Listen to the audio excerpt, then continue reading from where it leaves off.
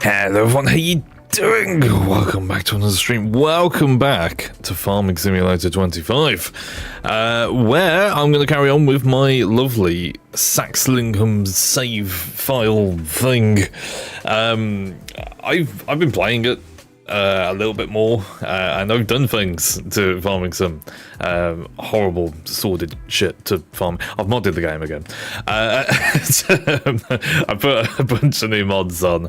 I have a problem. I really do. I fucking love modding this game, and I don't know why. I love mods in general. I just fucking love mods. I love PC gaming, and mods are the best things. But I'm up to 200 mods now on Farm Sim. It's a problem. I'm okay, but I've got a problem. But I've put some really cool things on, and today I want to have a little bit of a chill out morning this stream, and I was going to play Abiotic Factor. I'll play that later. This morning I'm still waking up, so I just thought, you know what, chill with some Farming Sim. It'll be quite nice. Right, let me put this over and then turn that off. Ha ha ha. Morning everyone, alright? Yeah, so Farming Sim, I've modded it. I've done some things to the map as well. Little changes. And yeah, it should be more fun because I've done some gameplay changes to make it a bit more realistic in a way, like kind of realistic. There's one mod I've put on that I've never played with before, and it's already making it very complicated. So yeah, we're gonna carry on and see where we end up with all of that, and yeah, just kind of have like a bit of a chill out this morning because I'm still waking up and I'm very tired. I don't know why. I'm just very fucking tired. And we'll play Abiotic Factor tonight. Yes, absolutely right. Farming Sim. I forgot to load the game.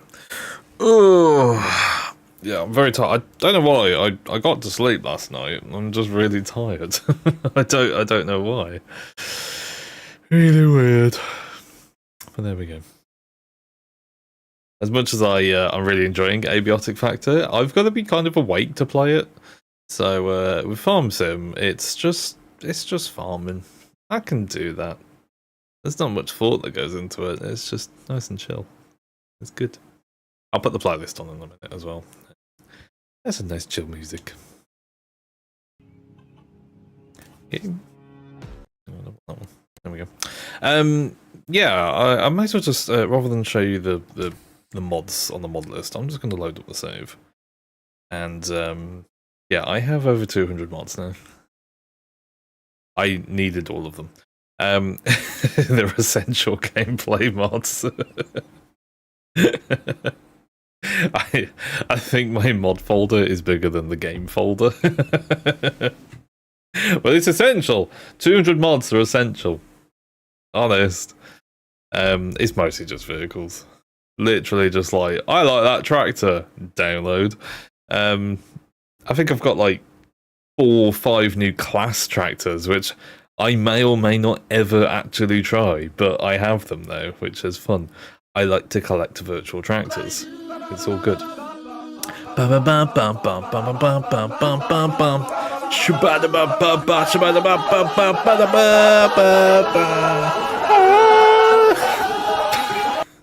Morning!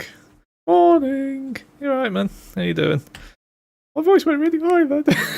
I couldn't take it back down. Oh, I'm just going to do the whole stream like this. Morning! How you doing? Morning, morning, morning. You good? Good. Work from home? Sounds good. Nice. Best. What you want. Why I'm really dark? I've got all my lights on. My camera looks a bit dark for some reason. A bit weird. More supposed for a laptop. How's that? Oh yeah, so your new desk is good then. Yeah. Looks very very clean, very IKEA, very Scandinavian. I like it. You go for the minimalist vibe. Which will last like 2 seconds. Right. Thank you. I've got mods. Now, okay, you're going to notice some different things. I am actually blocking the meter, but you can see behind me in the green screen. Moisture. Moisture is a new thing. Is that you want to do? Drawers I don't need and shit on the desk. Yeah. Storage options are the best. Yeah, so I have a new mod on that one adds a, you know how like precision farming adds complicated numbers to all the fields and meters and things to manage. I've made it worse, but like better. Okay, so we have new menus. So now we have a moisture menu. So the fields are now affected by the level of moisture in the field and with the weather. You can see my 3 fields here, 7, 8 and 19. They have moisture retention rate, and they also have a percentage of moisture in it. It's a very moist mod. It's very wet. They now have a level at which, if they're in the right moisture level, which I believe is between, oh god, 15 or 20%, and some other number. I'll look it up in a minute. Is like its optimum moisture level. It can't be too moist because that's bad, but it can't be too dry because that's also bad. We've got to keep it in that level. Now, because of that moisture level, that can change with the weather. The weather now plays a factor in how well your crops grow. So before, in precision farming as well, it never really made a difference if it rained, if it snowed, if it did anything. The only thing that would make a difference is the natural disasters, so the tornadoes and all that kind of shit. So this gives you a thing to kind of aim towards and keep monitoring, which is quite cool. And then you can like designate fields to monitor. I imagine for a fee as well, so you can have a constant supply of data to say, has it got enough food, water, roots coming out of it, manure and liquid manure, all that kind of stuff. So yeah, that is part of a bigger mod, I think called Realistic Weather. So in addition to the moisture levels, it does more weather events, which now I'm talking about it, I don't think I've actually turned back on. I need to put on natural disasters. There it is. Disaster on. Disaster destruction enabled. Yes, okay. So it is on. It adds more disasters. Now, because we're playing on a UK map, I don't know about you, but I have never seen a hurricane in my life, or a tornado, or anything like that in this country. And I'm pretty sure Saxlingham doesn't have tornadoes enabled on its map. But what I thought is, we also have the main disasters that we have in the UK are flooding, and it's kind of rare these days, but snowstorms. This mod, I know it adds blizzards, so it makes proper snowy blizzards when it snows. So we've got to watch out for that. Flooding, I don't know. I can't remember if it does flooding. It does other things, but blizzards is one of the big things that it does. So now you have a point to actually playing, because the blizzards are worse than snow. They snow, and they just keep the snow there for days and days and days after, and they're kind of hard to shift. So it gives you a point of actually plowing the place, plowing the snow away. So that's what I wanted to do in the first place, so that's okay. I'd really like that. So we've got that mod on, and it's I haven't really seen the effects of it except for the moisture level as of yet, but yeah, it seems really interesting. I thought I'd give it a go and see how it works. Saxon's is subject to constant sharknadoes. Sharknadoes everywhere. They pull them out from the North Sea and just go, ah! Those North Sea sharks. Okay, so that's one of the mods. I do have another one. That's another gameplay one, which is Realistic Animals, I believe it's called. And it overhauls how the animal behaviour works. Now, we don't have animals on this farm yet. I will get to it eventually. But when I do get to it, basically I've overhauled the animal systems, so now they can they're a lot more detailed. It's sort of like precision farming, but for animals.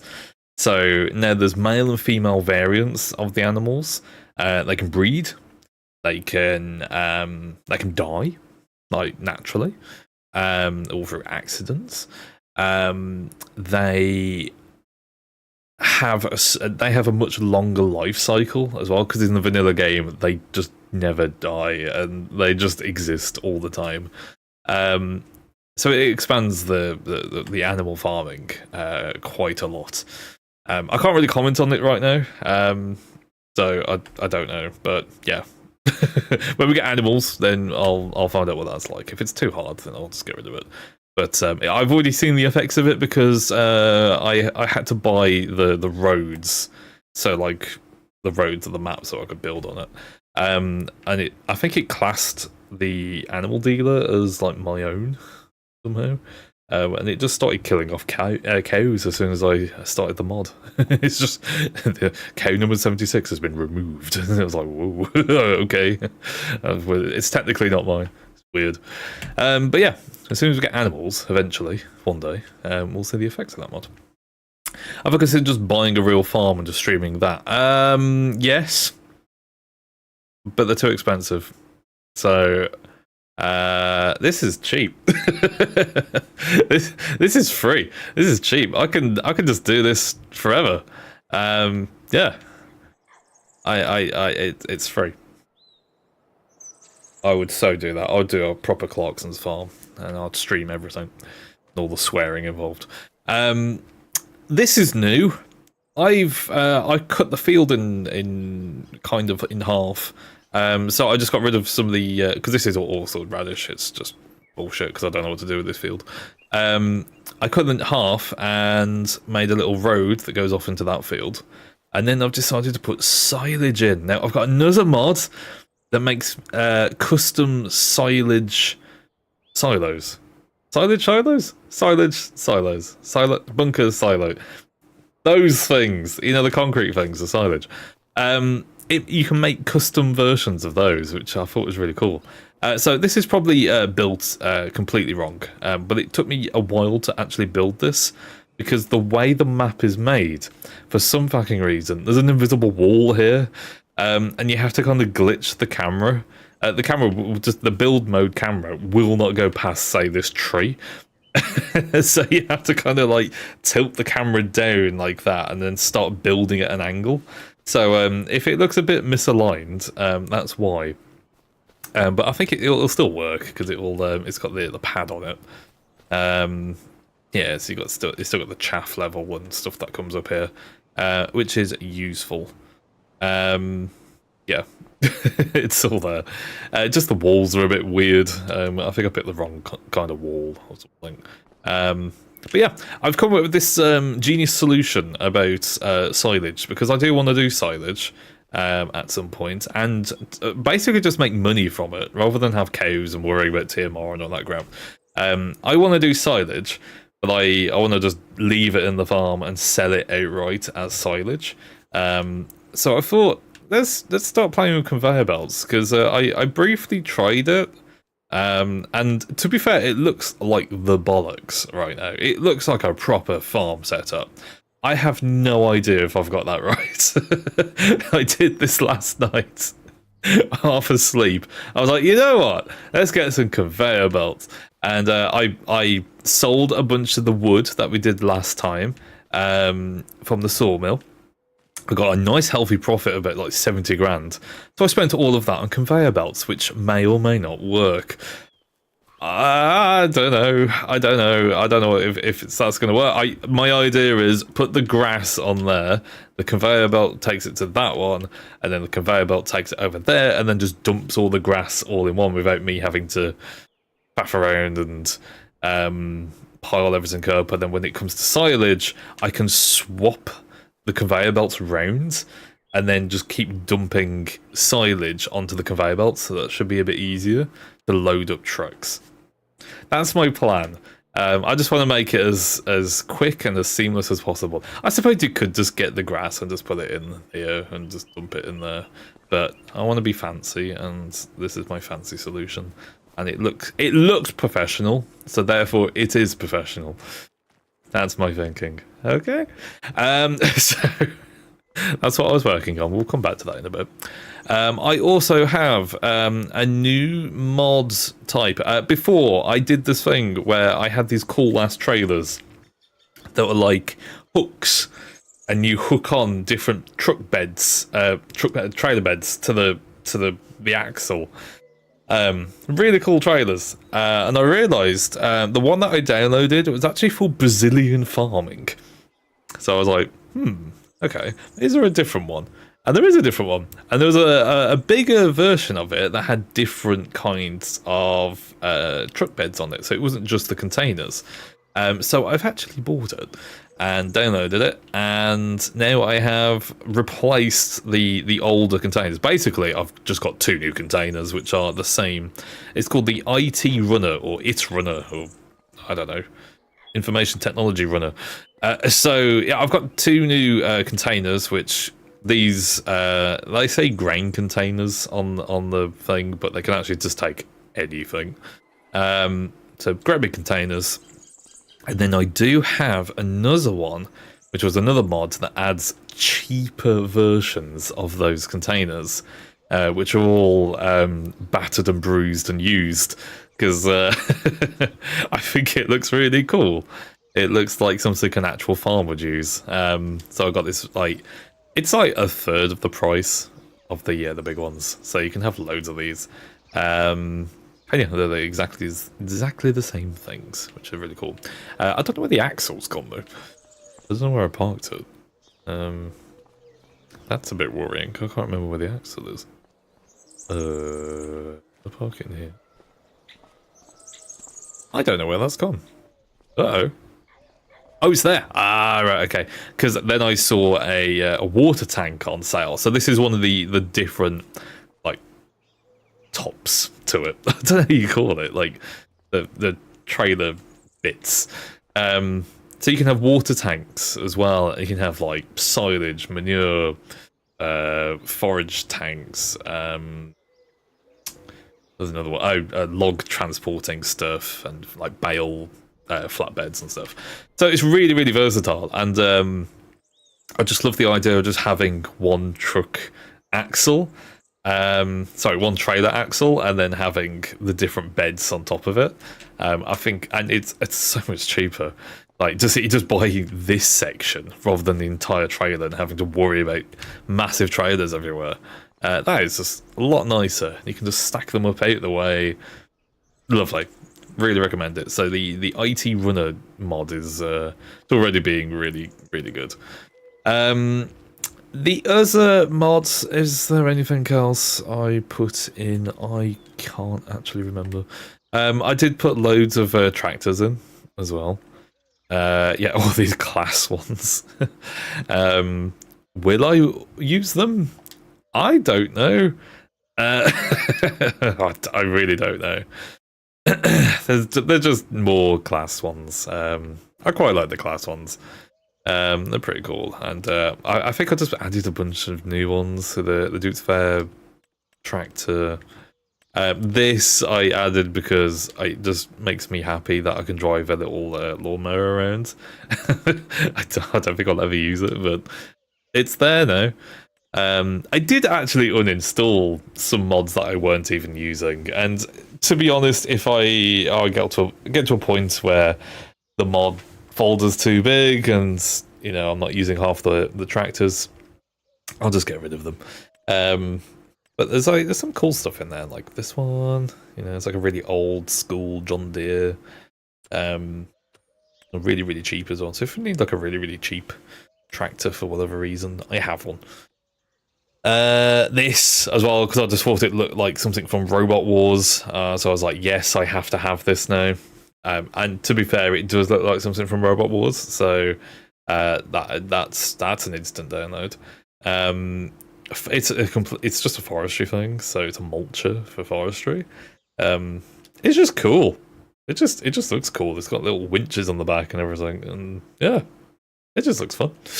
I don't know if you can actually attach other things to it, because it's like a weird attacher on it on the front. So I think it only does mulching, but who knows? Who knows? That was the old one that we had. I didn't remove it, but I just got a different one instead. But yeah, that's apparently for Brazilian farming. Yeah, interesting. Oh, I got this, the Unimog. I fucking love these. There's a DLC that's coming out soon to add these back in. But the Unimog, I fucking love a Unimog. Mercedes trucks, and they are super versatile, and you can basically use them as tractors. In a way, like they have a 3-point attacher on the back. They're very powerful. For what they are, you can get them up to what is it? 241 horsepower, which is pretty good actually. So you can use these instead of tractors if you wanted, and I thought it would be a really cool addition. I know it's kind of like German farming. You wouldn't see. Well, I say you wouldn't see many of those in the UK. I have actually seen them on farms as well, because they're just so like versatile, and this mod has got like so many options. Yeah, you can basically use it as a tractor, which is really cool. A tractor with like a little truck bed on it. That is quite useful. And they're also extremely cheap. So you can get one for 30,000 compared to a tractor, which is a lot more. Even the cheap ones are a lot more than that. So yeah, options. Options are good. There's also this as well, which is a static TMR blending wagon. You can get the one that's a trailer, very expensive. You can get one that's just now static with this mod, so you don't have to move it around. And to be honest, like I never really moved the trailer around, unless it was just for loading and unloading. And even then, I just dump it back into a trailer anyway, and then take it to the cows. So if and when we get cows, we can use this. That'd be really good. This one puts like all the different produce in it as well. An ogre wagon. Auger. Yeah, I don't even know what that one does, but I know that one does TMR, so that's good. And that's it, really. There's probably something else. I can't think of what it is, but there's probably something else. I don't know. To feed them hay. Feed them hay. I treat my cows like princesses, and they deserve it. TMR never felt worth it. I think I just like the process of making it more than the actual results. It's just I quite like it. It's therapeutic, and you get to use different bits. I just suppose you can sell the TMR straight up. You don't necessarily have to feed it to the cows, so you can sell TMR, and it's actually a decent profit as well, if I remember right. Yeah, there is uses for it, but I think the base game stuff for making it, like the trailer itself, is really expensive for what it is. The fact that you just want to make one time, like 80,000 for the base one, and then you want to make it even bigger. The 45 one is 90 grand just for like one use thing. It's not great, but it's also I don't know. I like the process, but that will make it easier to mod. Right, shall I stick the playlist on? Let's have some music. Musica. Where is it?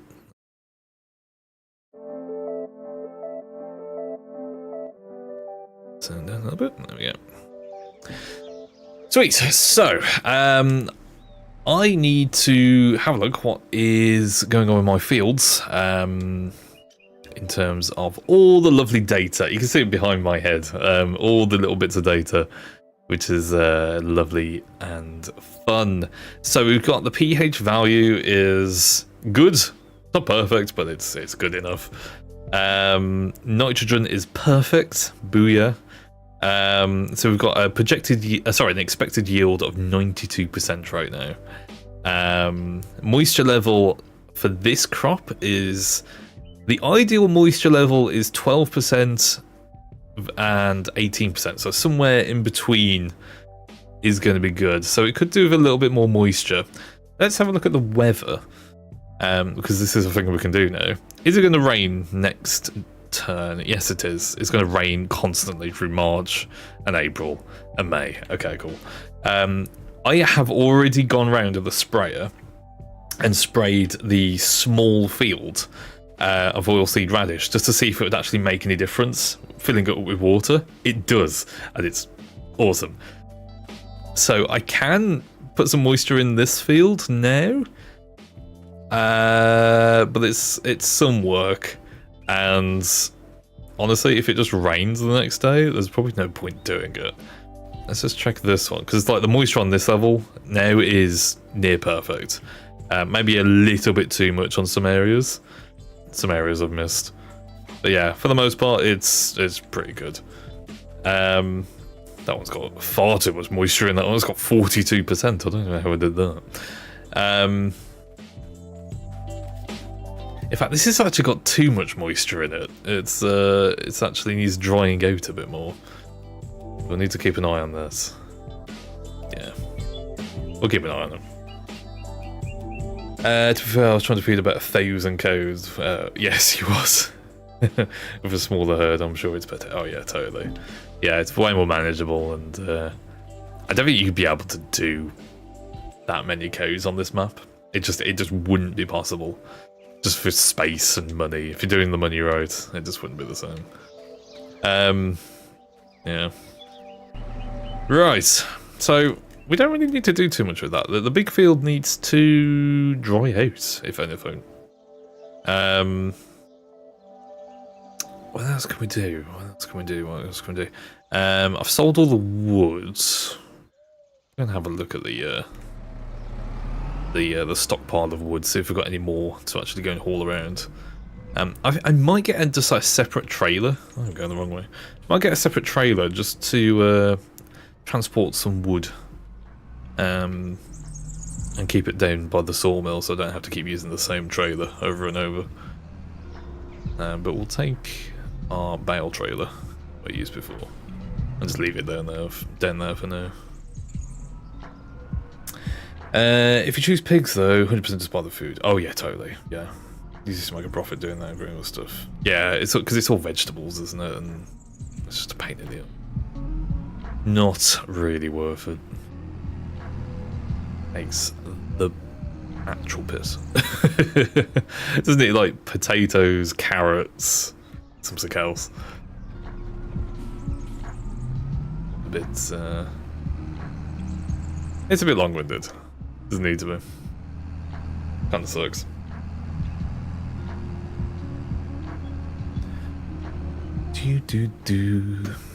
Sorry if I keep looking at on my window as well. This morning we've had a well, I say this morning. Last week, we had one of our neighbours who runs like a little small business up the road, and every year, it's a pet food business. They make like pet foods, like I don't know what it is really, but make their own pet food and sell it on, organic, lovely pet food or something. And every year they have to have a delivery of new, I assume like new ingredients or something for this pet food, and to last them the entire year, they just order everything in bulk from somewhere in Europe, and it always comes on a big Arctic lorry, and my road is not built for it. Well, you can't drive trucks down the road. So I got a little note. Well, I actually spoke to her last week saying, and she says, like, you know, we're having this Arctic lorry coming in from Czechoslovakia, and yeah, it's going to come down this road today. Can you move your car and move as much as you can out of the way so it's this truck, which is not meant to drive down this road, can get down this road. So it went past this morning, and it narrowly went past my car. Very, very closely went past my car. And we had to move Meg's car this morning. And I believe it's finished loading.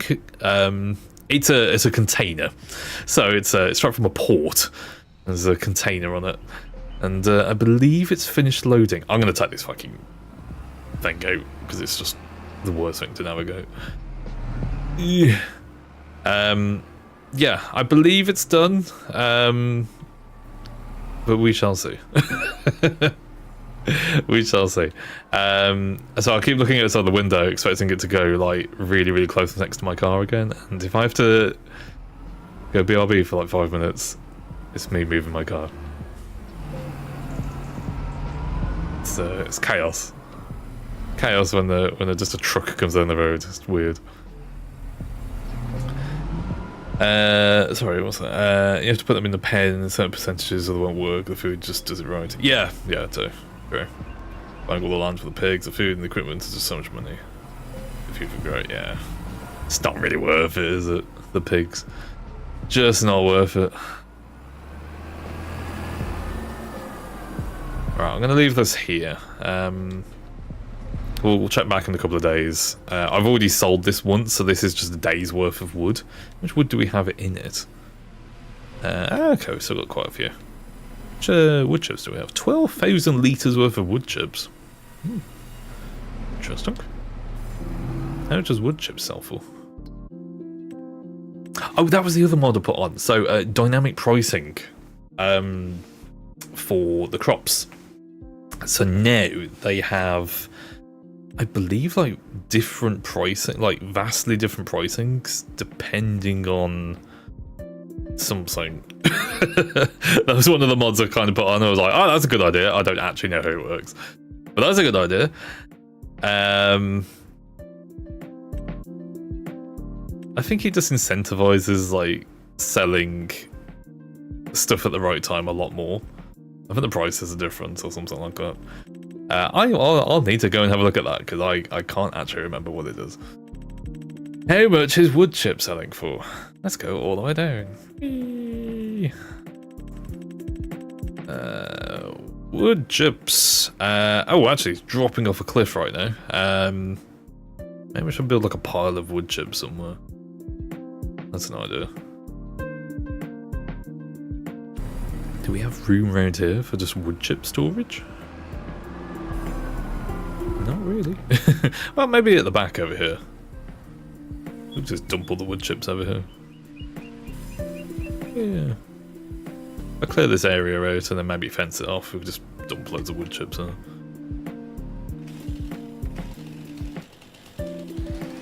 Get rid of them. Do.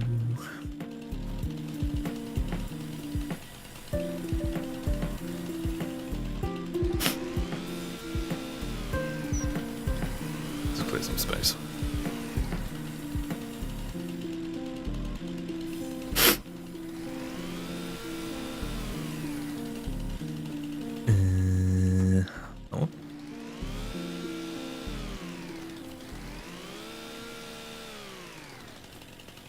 I know you can kind of paint all this out, but I kind of like doing it in the game. Just gives you a sense of where things are meant to go.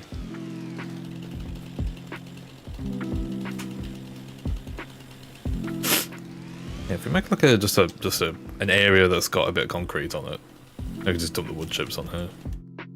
Instead of me going like all the way back to the farm just to go and dump it somewhere. Okay. Literally like in this area here. Work.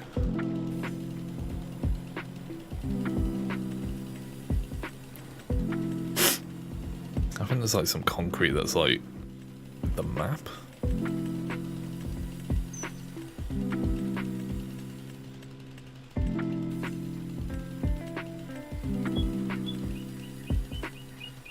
Tree roots. Mist. I swear there was one for like the concrete that they use in the farm. Looks quite cool. There it is. Oh, farm concrete. So if we just have like literally like a square like that, perfect. And then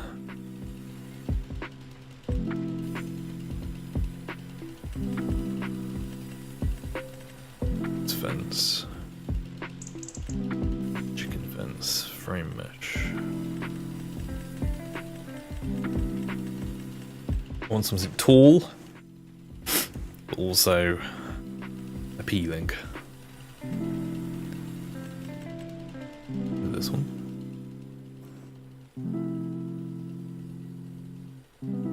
Yeah, that'll do.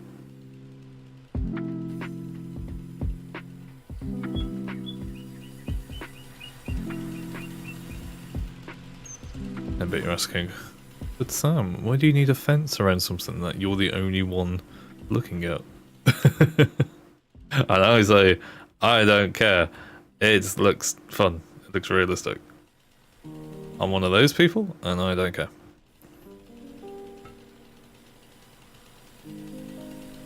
Okay, so I want like a little... I get like a gate or something here.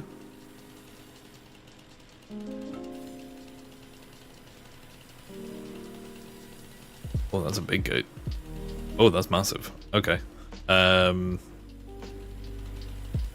Just delete last segment. We match it up. Kind of. Does that work?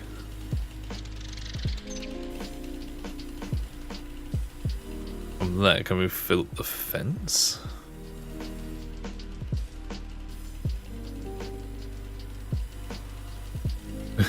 That looks a bit weird.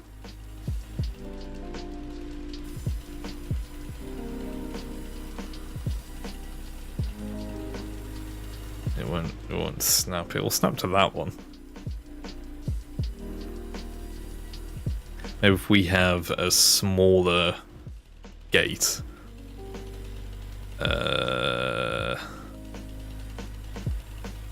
Instead of brain fart. There we go. Yeah, smaller. Oh, is that the smallest one you can have? Oh. Oh dear. Okay.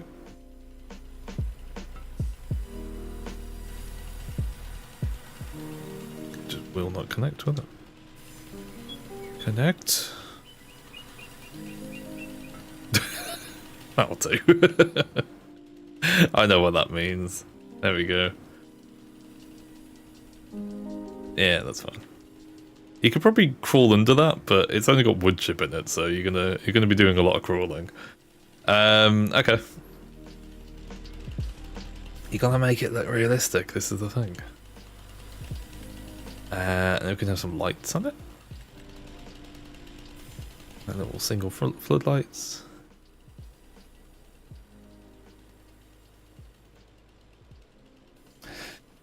Was that looking at train prices to Nottingham? I want to go to Warhammer World. Go to Warhammer World. Do it.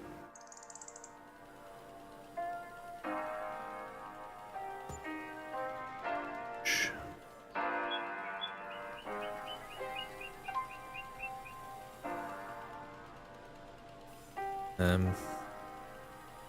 Snapping not on. Okay.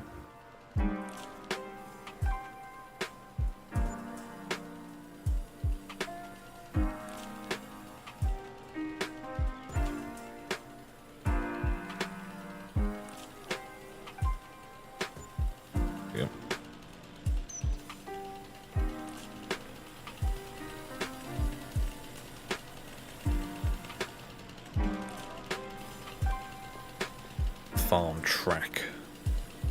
It goes from there and goes around here.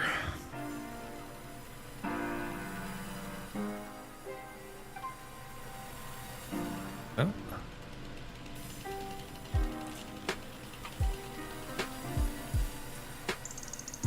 I know I just play this game now like it's The Sims, and I don't care. I like it.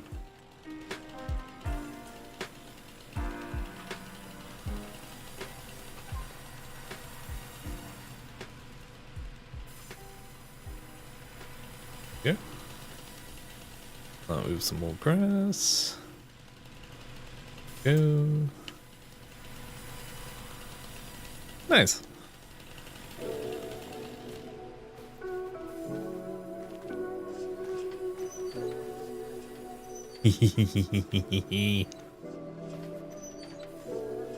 They have a cool fence.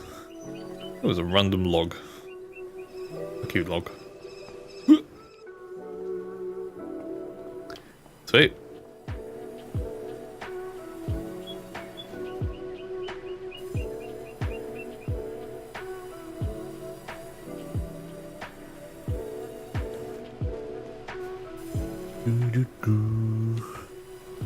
I think we need to go and get a actual trailer, so rather than go all the way back, it's tractor out the way.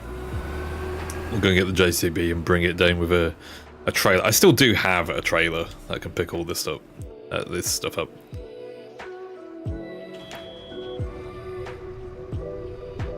Go. Pretty sure I do anyway.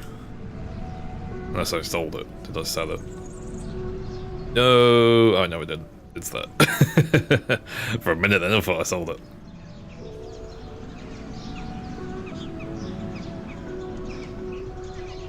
Yeah.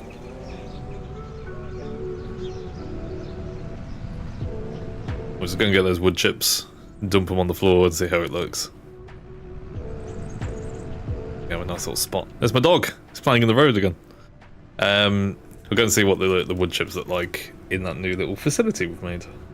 Not massive, but it's just somewhere to dump it. I don't have it all stored up in the sawmill. And when the time comes, we can get all the conveyor belts and, you know, do the same thing we were doing for silage, but with wood chips. Dump more than that.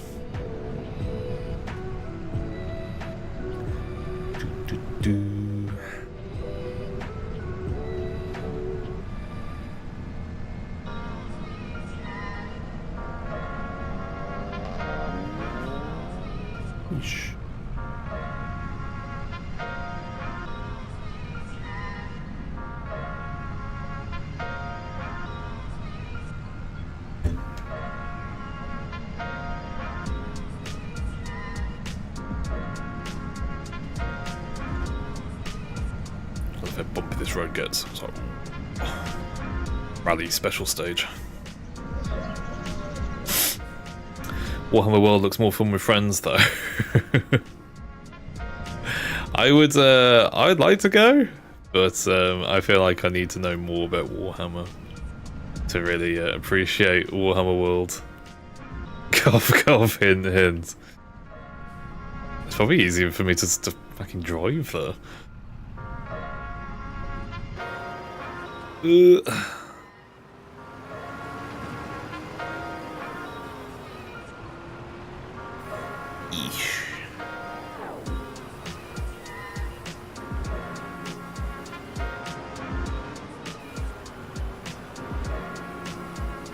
I hope this thing can load it. There we go.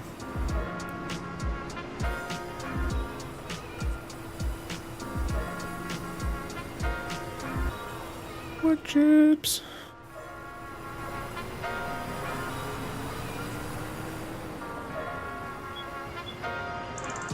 Sorry, I know enough, you think? I keep clicking on random videos and going, hey, hang on, I didn't know anything about this, and then just going through like a rabbit hole. I was doing it this morning and just like random factions of Militarum stuff. It's just like, I had no idea these existed.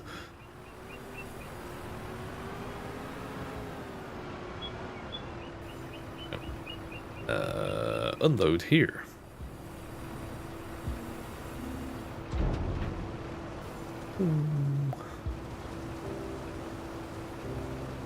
Been into Warhammer since I was in primary school. I still do that. Yeah, fair enough.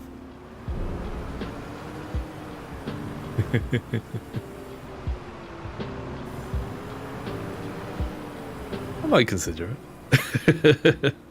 If that's the case. I have seen videos of it before, Warhammer World. Like a little nerdy theme park, isn't it?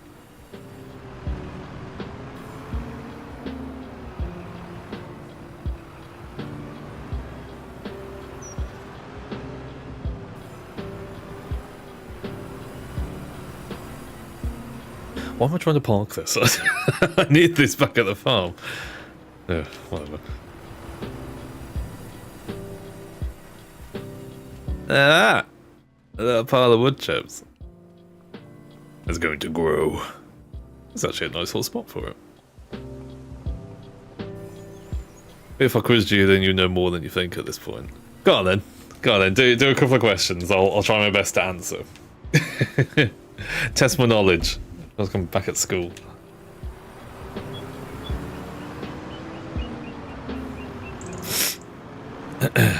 There can't be anything with dates and times though, because that I cannot remember in the slightest. Up a little way, pick up little bits as you go very easily. Yeah, that's true.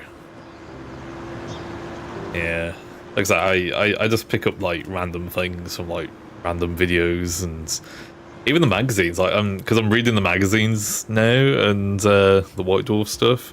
I'm like, huh, okay, because the last one was about Space Marines, and I was like, it's got the whole list of Space Marine chapters in it, and I'm like, I had no idea these existed, and yeah.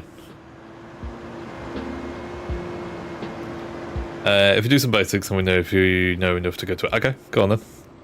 Give me some questions. Think of some questions. I'll try my best.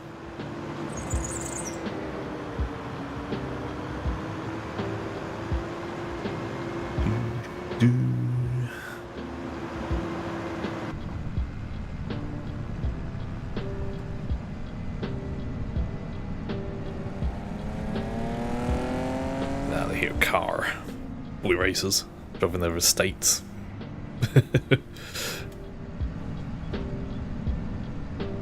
The Vauxhall Astra estate, that one. With a big bore exhaust. Get out of the road, dog. Hang in traffic.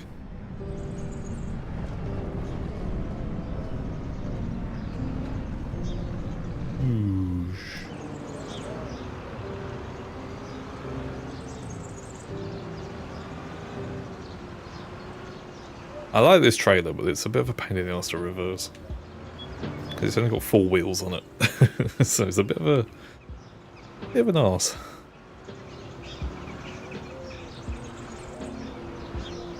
All wheels are at the back. Ooh. There we go. Oh no, take your time. Don't rush. When you're ready, I'll try my best and I'll answer all hammer questions. I tell you what, you know what I need? I need a grass field. I feel like turning this oilseed radish field into a grass field, and then we have just silage right next to it. That would work. Because this field is kind of useless. Let's do it. Let's do it. Let's get my big tractor, bring it back up here. We'll plough all this out and grow some grass instead.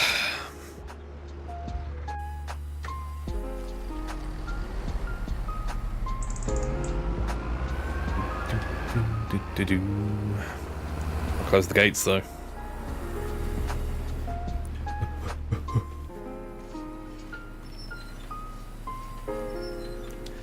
Oh, it's the most famous Space Marine chapter. It's got to be the blue ones, the boys in blue, Ultramarines, right?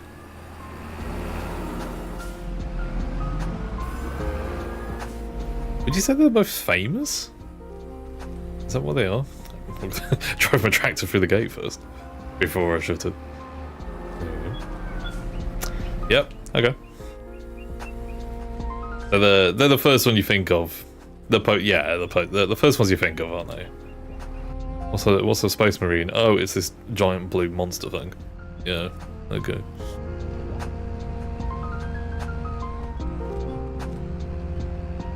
Do. I got that one. Tick. Yes.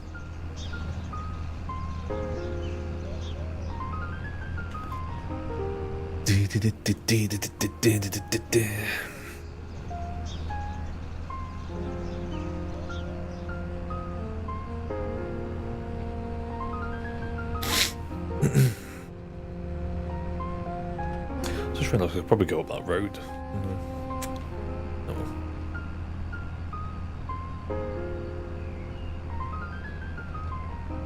Let's go and play all of that oilseed radish. That's what it's there for. Organic fertilizer, and then we'll plant some grass in it instead.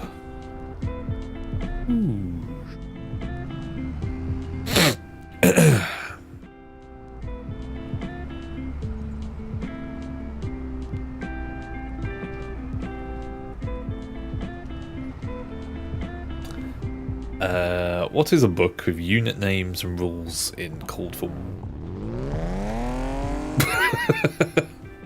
Sorry, I've been involved in an accident. Hang on. What the fuck was that? Why did the car come on the other side of the road?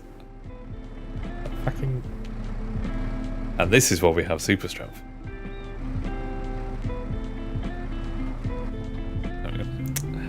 It could be worded like shut up all the. What is the book of unit names and rules? What, a rule book? Is it? I don't actually know. Does it have a special name? I just called it the rule book, a handbook, or you know, something like that. That's the one I've got. One that's specific to armies. No.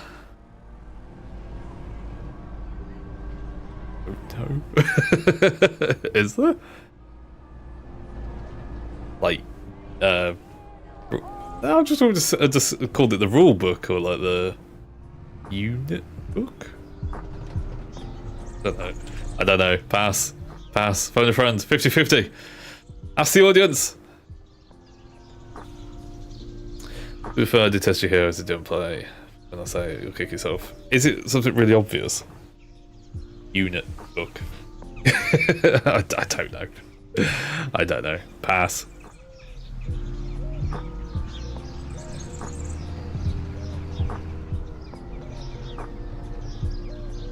That's Marplo. The Codex. Of course. It's got to be a sci-fi bullshit name, isn't it? Codex. That's the rule. not just a book, it's a codex. Yeah.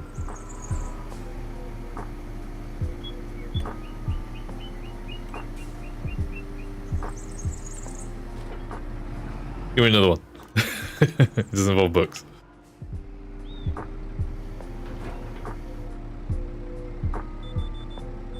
Go. That's an important question. Okay. I'm ready.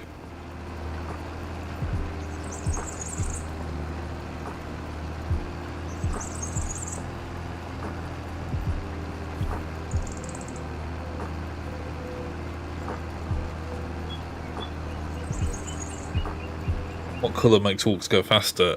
Red. They paint everything red, don't they? Red makes things go faster. Hey. Yeah, I remember that from Total War, because that's some of the buffs is paint it red, and yeah. In fact, the one playthrough I'm playing right now, because I after we did that stream with the catastrophic loss of the orcs in the mountains, I tried a different orc faction on my own, and it's going a lot better. That's one of the buffs is paint it red. Now the rest of the colours I'm impressed. Red makes it go faster.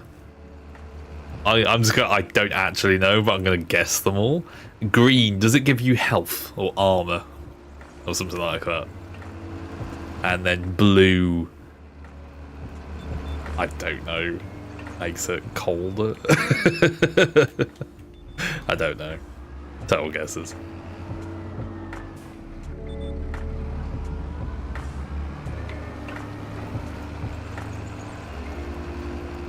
The orcs, they have no idea what they're on about. They do, though.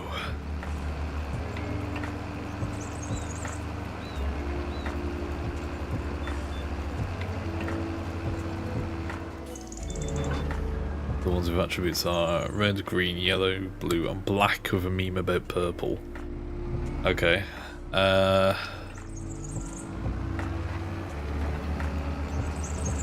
Red makes it go faster.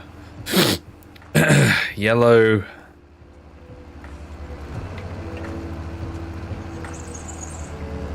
Does one of them make it more magical? Or something? I don't know. I couldn't tell you.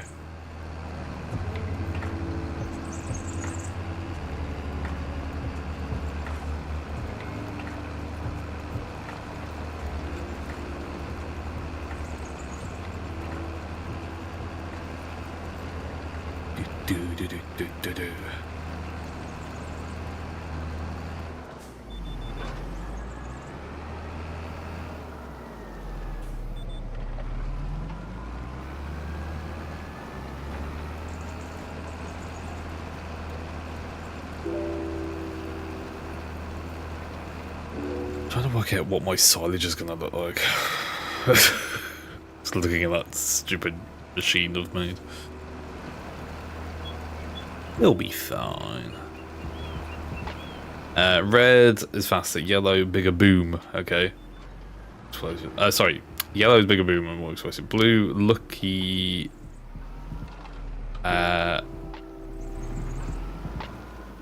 Yellow is bigger boom and more explosive. Blue equals lucky black. Okay. The tougher green is the best.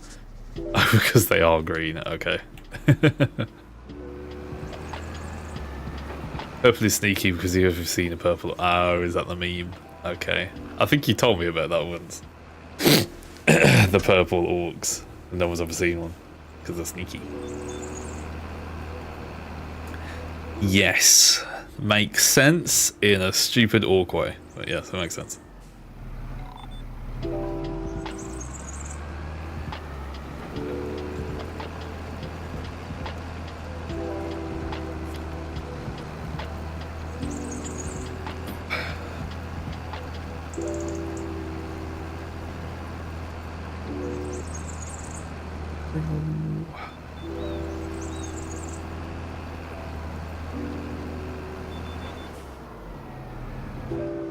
How many Primarchs were there originally?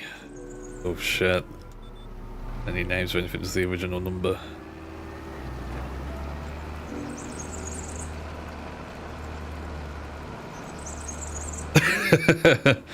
uh, 20. 20 of them. Total guess. Fuck off. Really? I think I'll just say that. That was literally just a random guess. Fuck yeah. I mean, yeah, I totally knew that. Yeah. Fucking hell. That must have rubbed off on me somewhere to be in my brain then. Originally 20 and 2 were lost when they got scattered. Ah, right, okay. That must have been one of the lore videos. It's just kind of seeped into my brain. Yay. 20. I remember.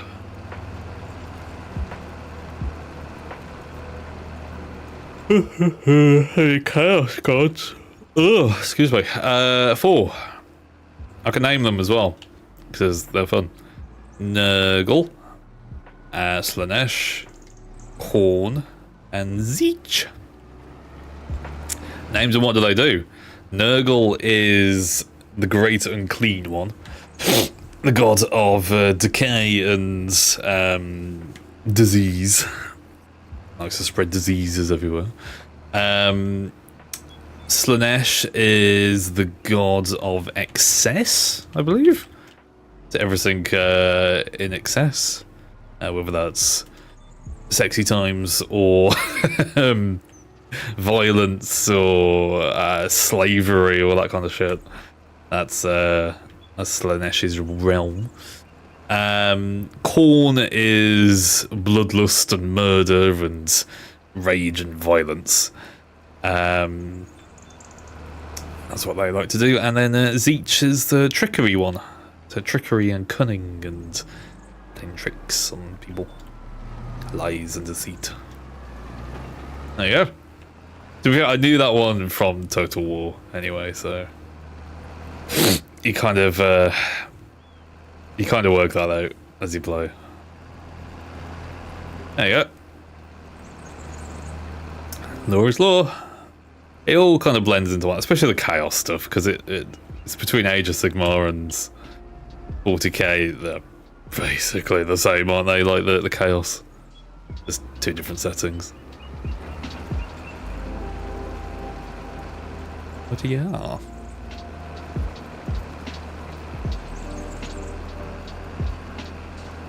Do.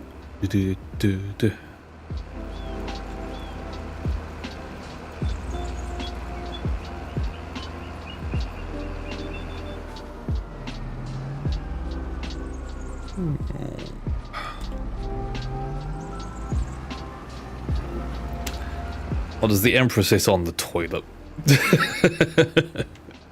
It's called the Golden Throne, I believe, and he's wired into it, strapped into it, can't move. At least now. The great big USB port for his brain or something. Yeah, I remember that one.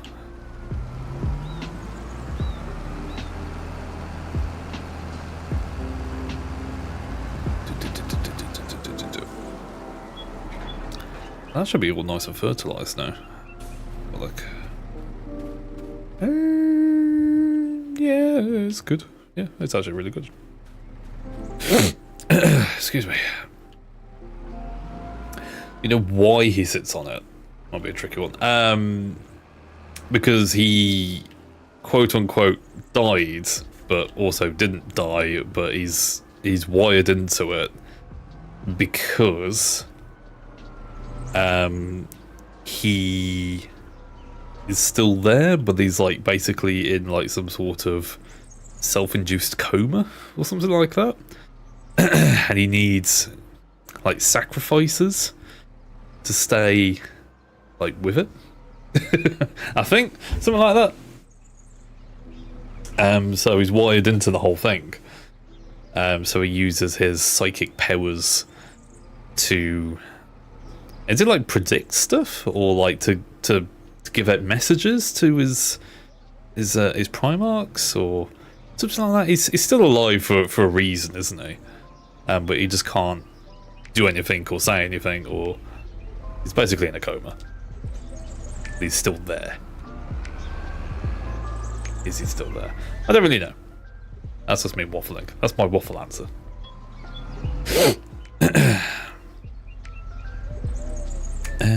What's my cedar? Cedar?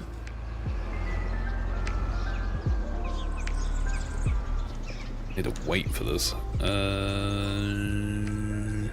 Also, that's not going to be seeds, and that needs the... Where's my thing? Oh, so try next to it, then. That's got the seeds in it. Actually, hang on. Can I plant grass right now? Grass is one of those things that's like any time except for like one certain time. This is the one certain time. I've got to wait until next year. Fuck. Back. Okay, we might as well fast forward to the next day because I've got nothing to do now.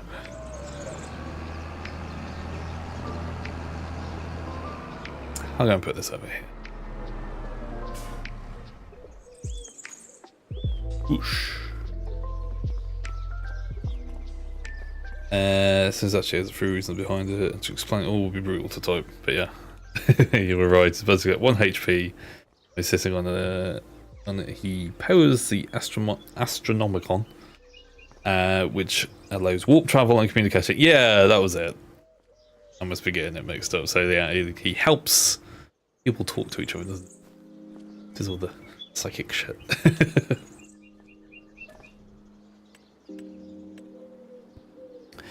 There was things like if he gets up, Terra is lost for like 4 different reasons. Oh, right, okay. Is that shit? I can't get out. It's in fact a lazy boy chair, and he just doesn't want to get up. Oosh.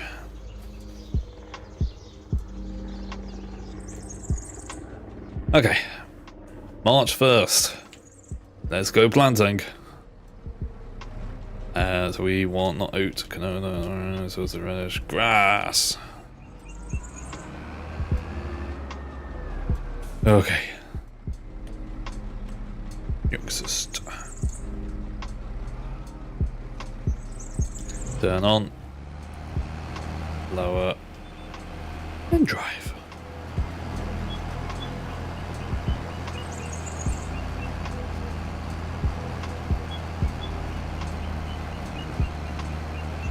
Should have enough for all this. Also, I'm not going to bother with tram lines. There's just no point. I'm going to mow it. There's no point. I missed a tiny bit on the corner. No.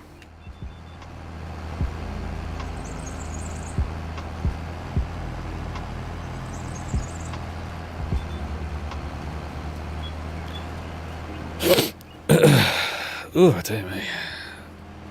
Sorry, I keep sniffing. It's when the weather gets hot. My hay fever starts coming back out. And being on the throne keeps the gate closed, despite thousands of demons attacking it from the other side.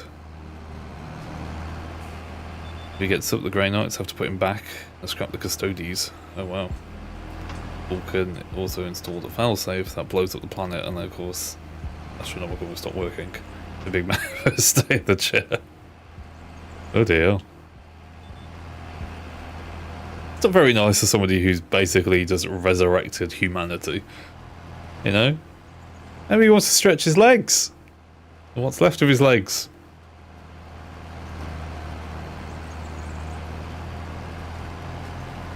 He's tired. He just wants to... stretch his legs once in a while without blowing up a planet.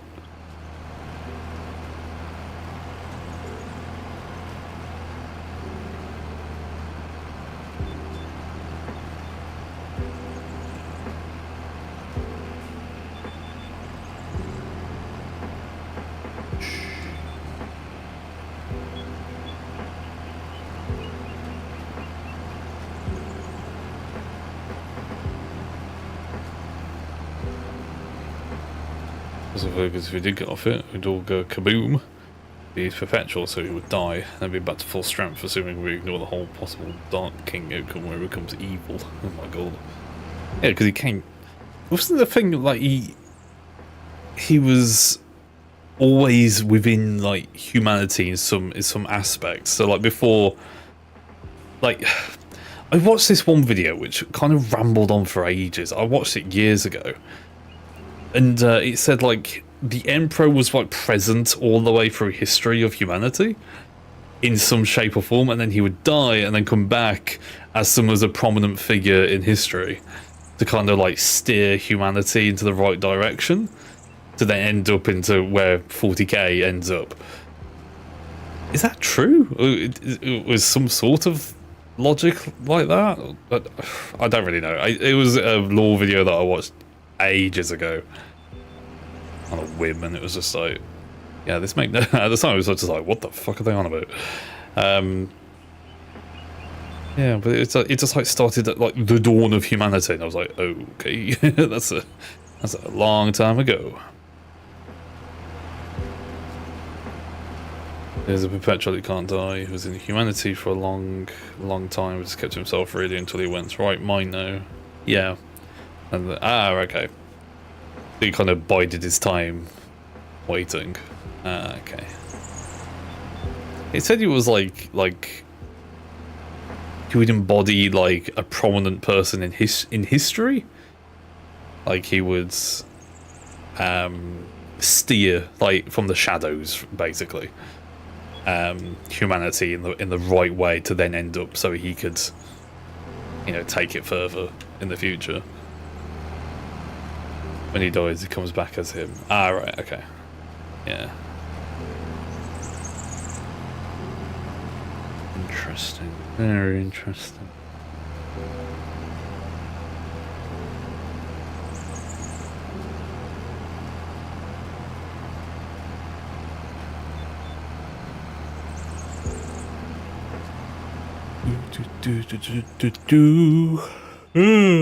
Oh, excuse me.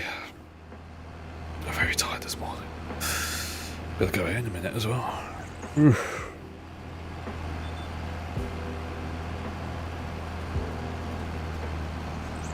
What I know that didn't happen. He basically just let us fail for thousands of views for saying fuck it and did it.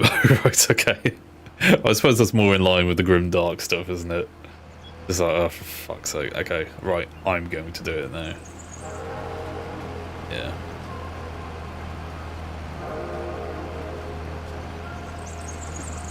It was just, I just remember this lore video just starting with like, okay, so humanity's just started and we were all cavemen.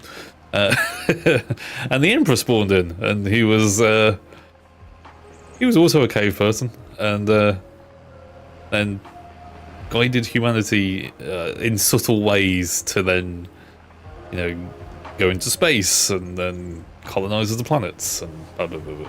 So, he's a complete dick when you look at the lore. Yeah, you kind of get a sense of that, right? Because he's a god emperor and then just bans all religion and any other thinking, and he is the de facto leader. That's a dictatorship.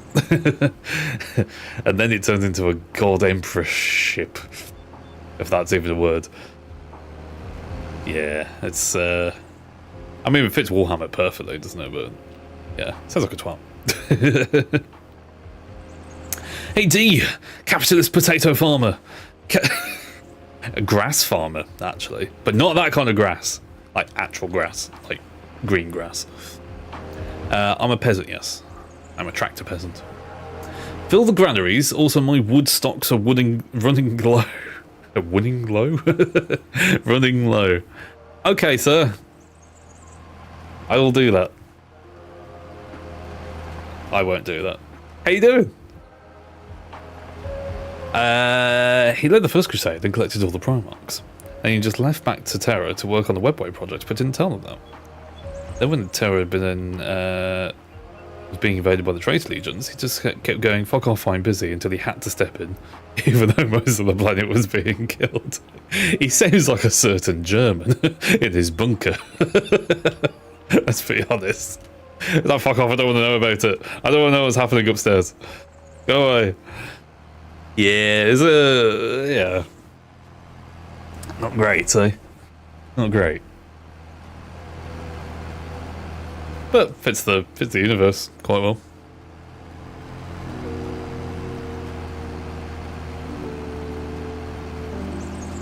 He was in the bunker under the Himalayas, so there you go. There you go. It's you can see the parallels. There's a lot of not in a bad way, but like Warhammer is very derivative of real things, and that's just one example. Not in a bad way though. It's not like it's not got any ideas of itself. It just, I like how Warhammer takes things to the extreme. It just takes real life conflict, real life factions and ideas and ideologies and takes them to the extreme. I like that about the lore. Rather than like hundreds dying, it's now hundreds of millions have died. You know what I mean? Like, it just takes it to the extreme. Very interesting. Keeps it fresh. Whoosh, whoosh, whoosh. And begin.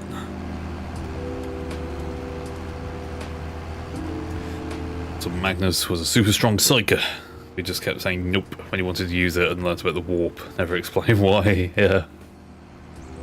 That was I think that was a brief video I watched the other day on Magnus the Red and the Thousand Suns and stuff like that. It was after we played Space Marine, and I was like, let's actually learn about these a little bit more.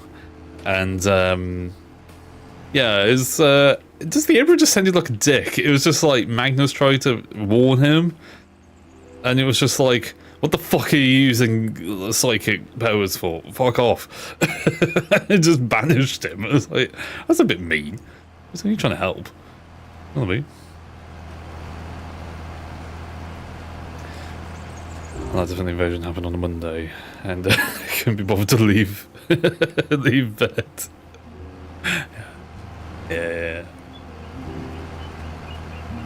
I do think the Emperor's like some sort of like moody teenager that can't be asked to go to bed. It's just like, fuck off. I'm working on my psychic powers. Shut up, shut up. Yeah. Definitely.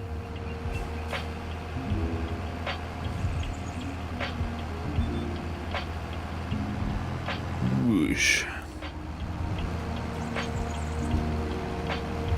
Oh, it's pretty, this game, isn't it? Look at that. Look at that. Gorgeous map. My crops probably need spraying again after this. Just didn't give a fuck, like it was when parents are shouting about fixing the TV until you eventually enough turn the switch on and walk off.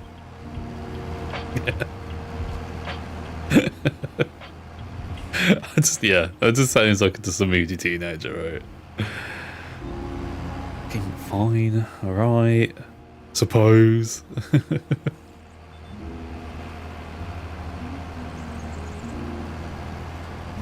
Very funny.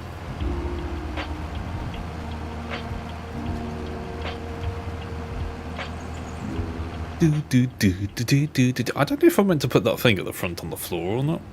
Because every time I do it, like you put it on the floor, it rolls around, and it's like, oh, it's wonderful, it's amazing. And then you come to turn the machine round, and it's a pain in the ass to turn around.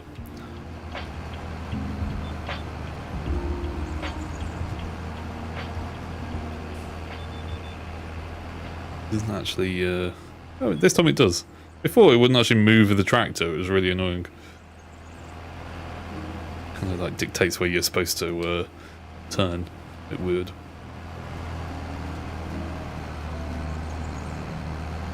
But the wheels move. It makes me happy.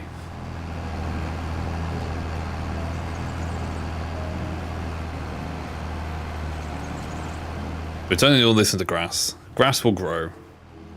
Turn into big grass. Big grass gets mowed.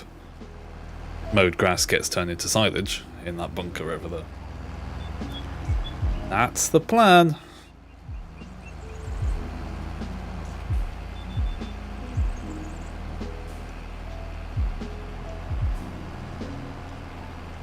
The hard day's work, someone has to do it.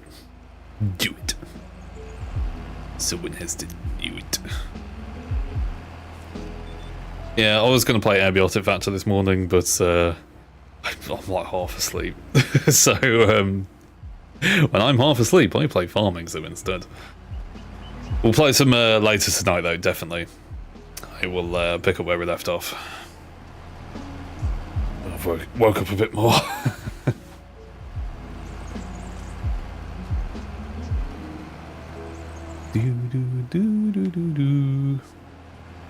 You're welcome to come play as well, Pork, if you want. Want a bit more time in the game. But time, of course. There we are.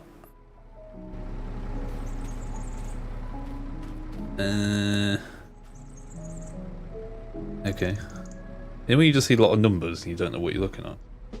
I think that's fine. I think that is all good. pH value, good. Nitrogen, good.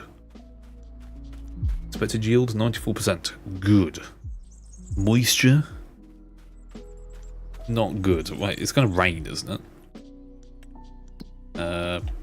Wait. Where's the weather? It will rain very briefly at midnight. Okay.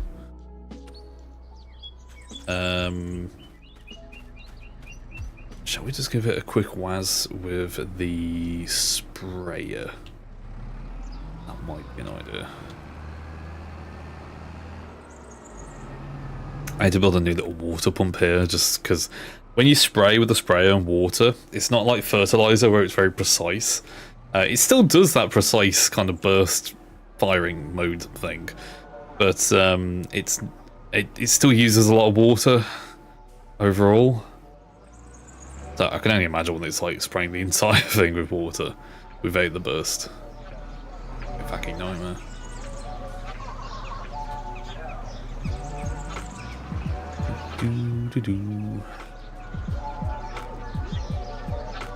Save.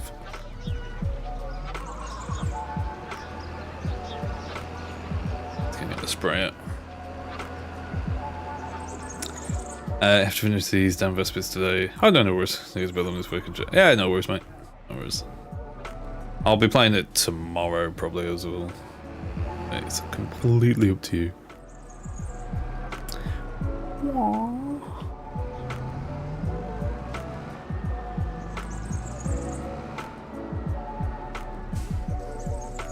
There we go. Give it a quick spray with some water since the rain isn't coming until tomorrow, it says. I don't know when tomorrow, but at some point tomorrow.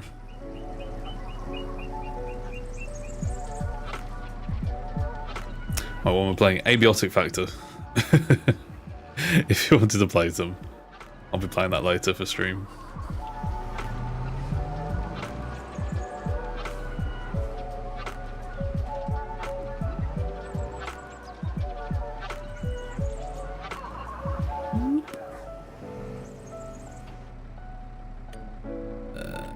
Steering assist.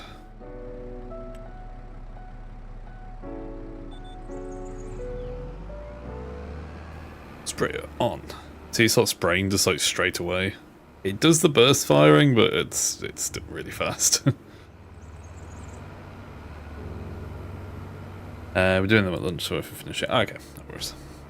No worries, just let me know. Do you find things go a little bit easier when it's co-op in that game? It's not just me shitting myself in the corner of an office block. It is kind of nice on co-op. As with most of our other games, to be fair.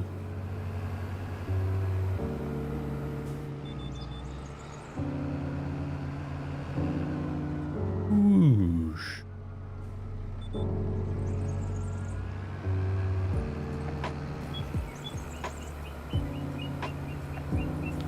Yeah, I don't think it has that precision farming stuff enabled when it comes to water.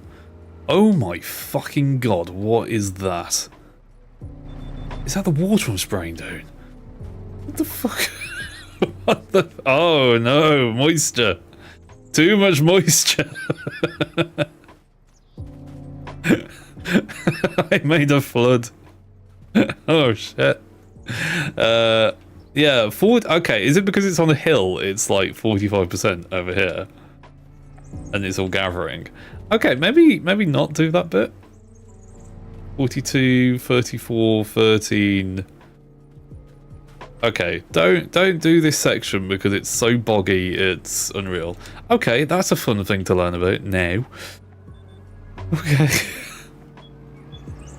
I made flood. I am the natural disaster.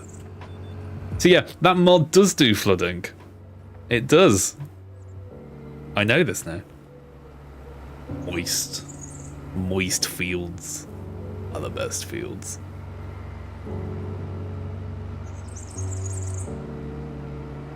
Lovely, lovely, lovely. Okay, we'll just give it a quick blast down the middle.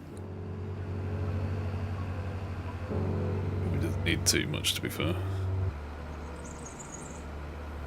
Bit off kilter. Ooh. Just one quick one down the middle.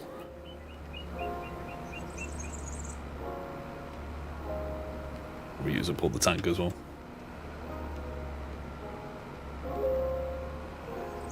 I don't think it needs fertilizer, the fields, today. I think we're alright for fertilizer. Needs to grow.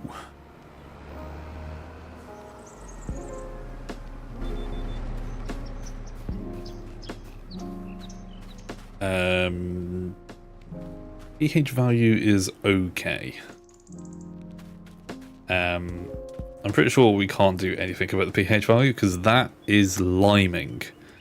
And we ain't putting lime on crops because that's bad.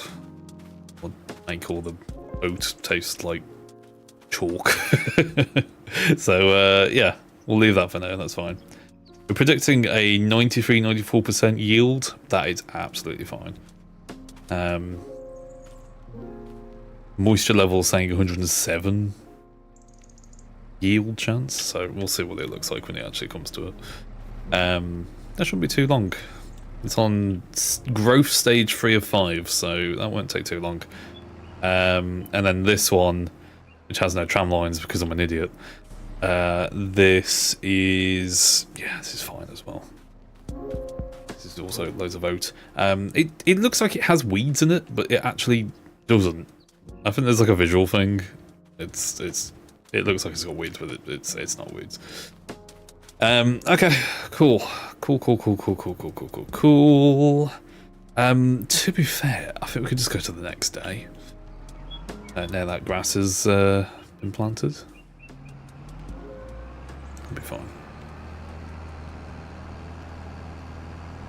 Just wall ride this. Whee. There we are. And then mark it up. So yeah, go to the next day because I really need some money. Need things growing, need money. I can also do contracts. I bet the contracts will start kicking up again now. Yeah. Irrigation.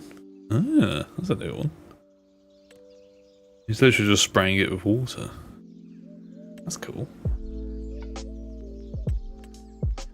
That's quite a lot as well. And that one you get to use the weird sprayer machine thing. I kind of want to try that. Can we try it?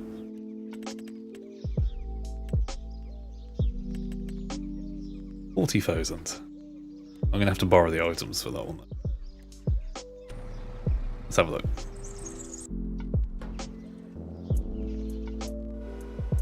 Oh yes. I've never played with this before. This is cool. Irrigation, field 11 is actually 39% complete already? Okay. There's field 11. Down there and just past the dirt road. Yeah. On the dirt road.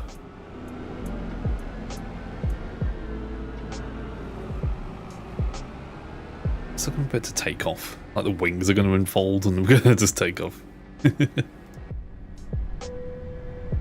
Cool machine. Oh, do we need to fill it with water? Unless it fills it with water itself. Or maybe I need to... Oh, we could take it down to the river, maybe. Fill it up there.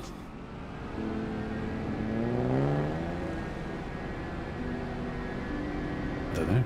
This is all new. I've never done one of these before. Let's go down the dirt road. That's the field that we're going to be spraying. A big one there.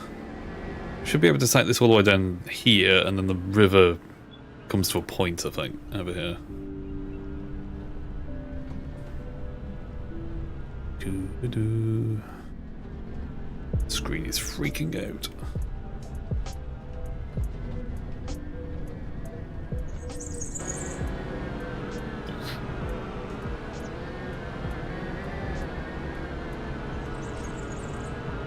River's somewhere.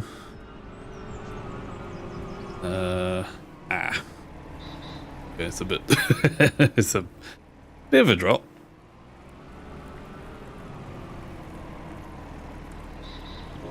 This could be interesting. Or reverse in. Let's be able to get the back of it in there. Ooh.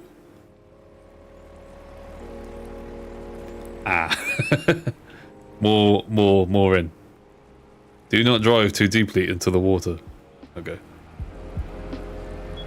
Can I not fill from here?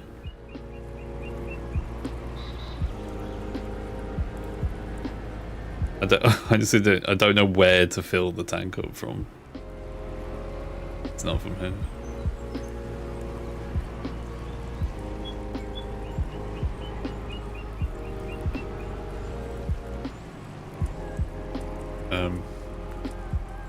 Like, if you just give me the prompt to say, hey, you know, do you want the thing? Oh, please don't unfold that.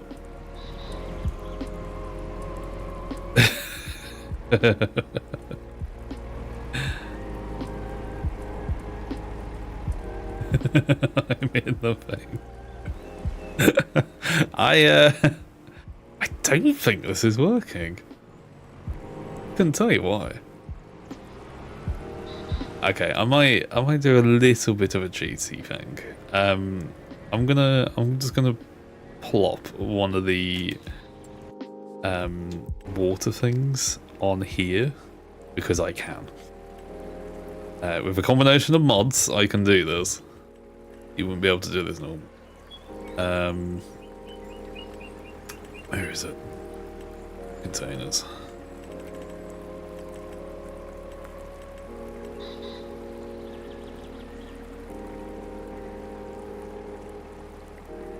So I just put it like there.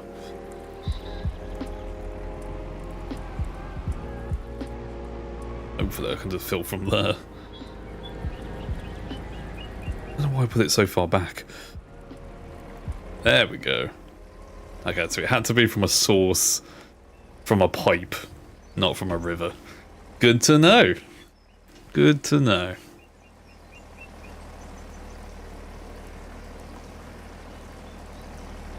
I think it's fucking huge as well. Aren't these like really expensive to buy as well? What's that, a slurry tank?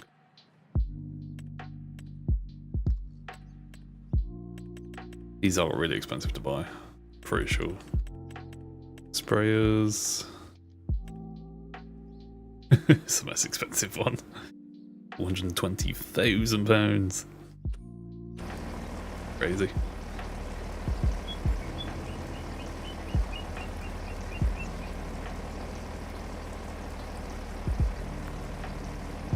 Well, apart from, like, you know, the massive fields, like, when do you ever actually buy this? Never.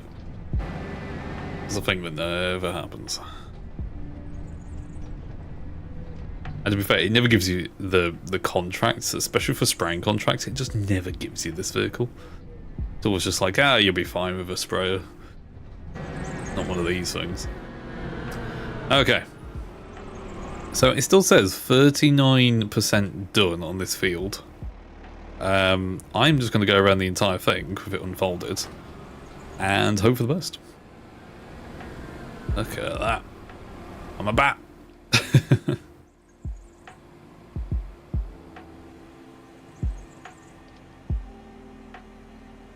It's so tall. Okay. Spray.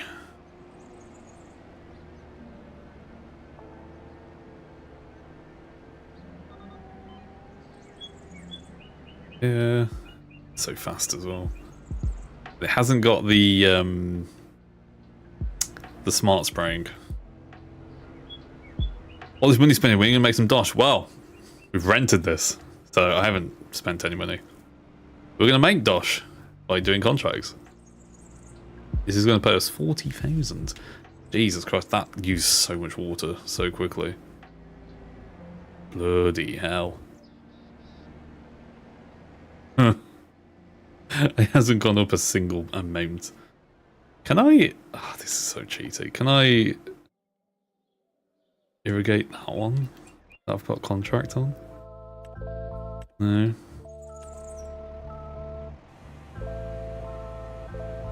Is that even doing anything? Moisture. It is kind of.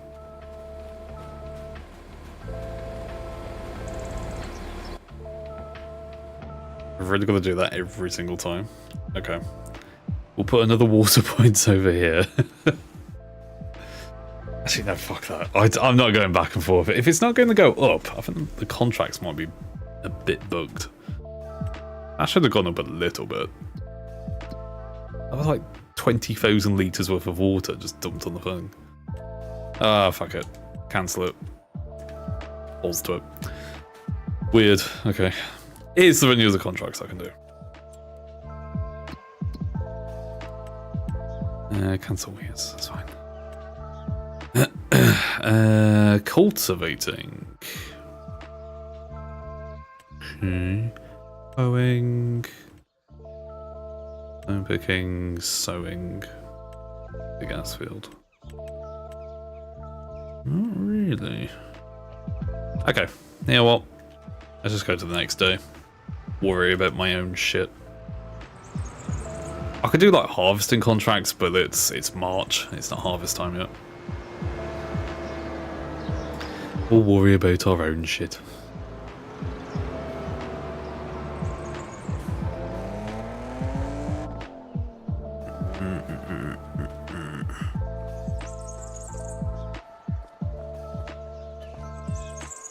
Let's go.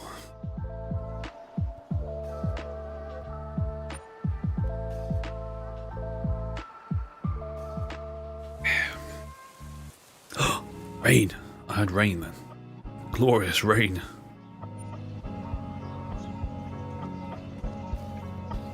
Clouds are moving at a spectacular rate. Okay.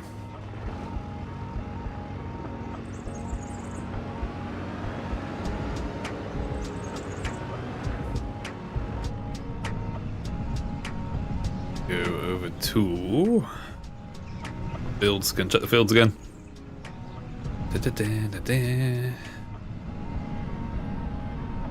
My seed's growing. Yes. There's moisture in the ground. Is at a good place as well. Except for that middle bit. These fields are fine. Moisture, 3%. They're not fine. Oh, 9%, 4%. Oh, okay. Moisture's down on that one. Is it gonna rain? Please say yes. No. It's not. The map lied to me. There's a fucking tornado coming on the 2nd of June. No, there's not. No, there's fucking not. It's Britain. We don't have tornadoes in Britain. That's not a thing. That's not gonna happen. Okay. We're gonna have to spray this with water? That's got no moisture whatsoever. It's got moisture? It's got pockets of no moisture and then pockets of too much moisture. Okay. We'll spray number 19 then.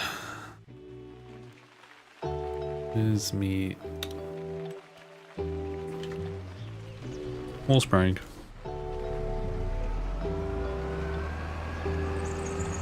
You can automatically do this as well. So there's a thing in the moisture menu where you can turn on irrigation, and it will just take money and it will do it for you. But I tried it when I started the mods, and it is so expensive. The bigger the field, the more irrigation it needs. It's just so expensive. Kind of crazy. Now this field is probably, I'm gonna destroy crops because I wasn't clever and I didn't put the tram lines on it when I planted. So we're gonna have to make some by crushing some crops, I feel. I think it's down to that point now where it will start destroying the crop.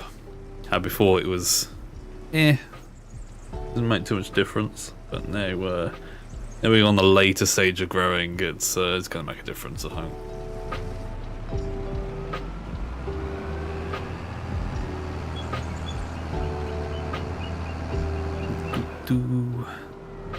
Okay.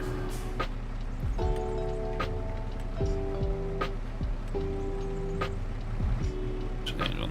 I just want to see.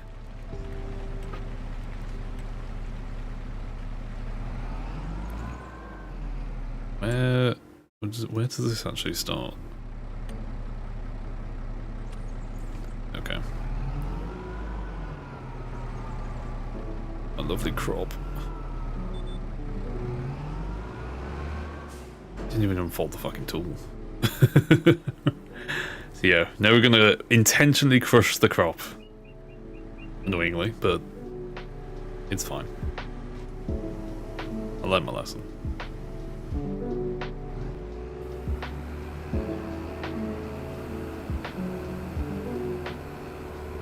If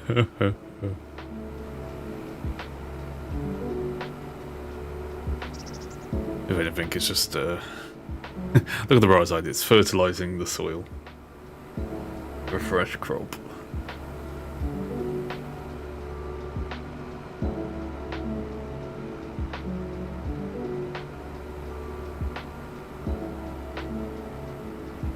I think like a clever boy now, so I'm going to go right to the end of this field, reverse back, and then try and make a tram line that goes the other way.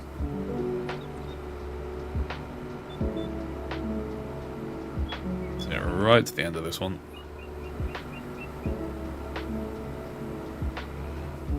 Paint the hedge a little bit. It's all the way back, nice and straight. Sprayers. But the sprayer's got thin tyres on it. That's not too bad. It's just the tractor that's crushing the crop.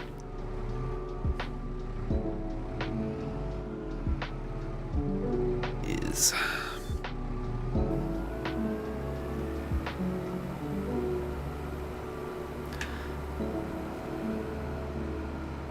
You can get tractors with thin tyres on it, so they go in between the crop, so they don't have to have tram lines, but the thin tyres are just, like, one, they look stupid, and two, they're extra cost for everything, and then you have to turn all of your vehicles into thin tyres stuff, so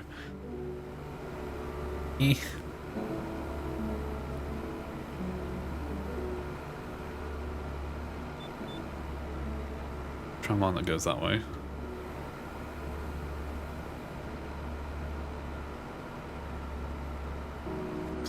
Go back. Hi Lucky. How you doing? Doing good. I was listening to the radio and they were having an argument about whether or not olives are a fruit or vegetable. Okay. Fruit. A fruitable. I don't know. It goes on a tree, doesn't it? So it's a fruit. Yeah, fruit. No, vegetable. No, fruit. Fruit. Fruit. It's a fruit. I've decided. It's a fruit. A fruity vegetable.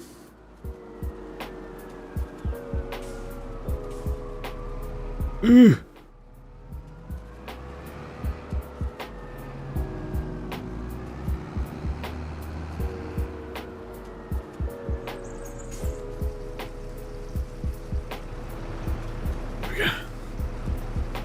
What do you think of this? Fruit or veg?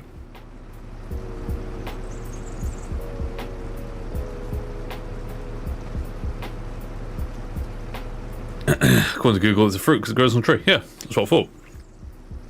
You know, grows on a tree, it's a fruit. Grows in the ground, it's a vegetable. That's the rule. But then it gets really muddled, doesn't it? Like, what's a pineapple? And it's a fruit. It doesn't grow on a tree. Grows on the floor. Pineapple plant. And for melons. Certain melons grow on trees, certain melons grow on the floor. It's a bit weird. I say, whatever your heart desires, that's what it is. Follow your heart.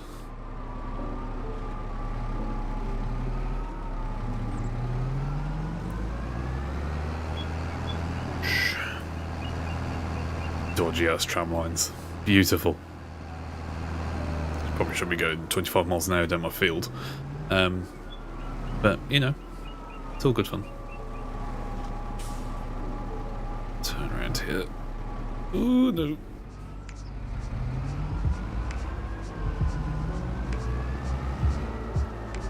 Straight up. Straight up! Do it!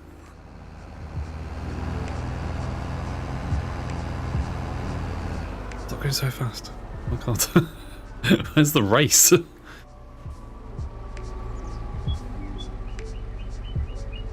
Here we go. Booyah.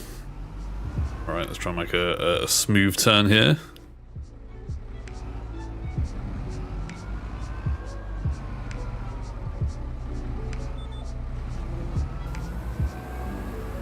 There you go. Fruit, even though if you go to the grocery stores, olives are found on the vegetable aisle, not near the other fruits. It's true. It's true. Makes it slightly inconvenient. It really does. Now the true question is, what is a Jaffa cake? Is it a biscuit or is it a cake?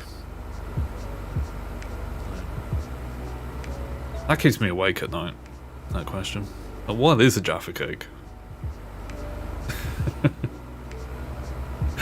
It says cake in the name, but it's found in the biscuit aisle. It's a biscuity cake, yeah. I'm just gonna go to the end of this. Squirt. I'm gonna make our own little tram line that goes. It's cake. Yeah, but it's a biscuit though. You eat it like a biscuit.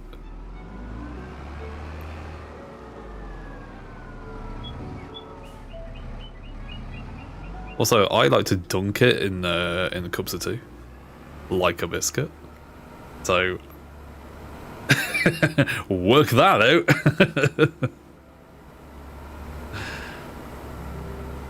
Checkmate.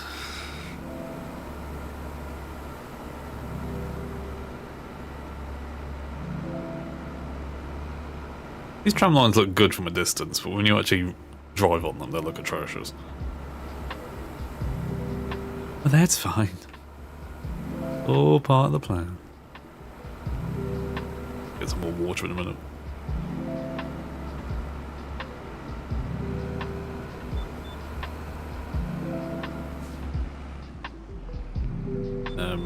God, that line was crap.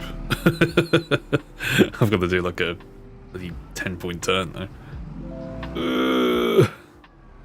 The crop, the beautiful crop is gone. Fool! Shit. People dunk croissants in coffee. Checkmate reversal. Jaffa cake is cakey feel, but it has biscuit elements. It has biscuit elements. It can be two things. It's 2025. It can be two things. It doesn't have to be cake.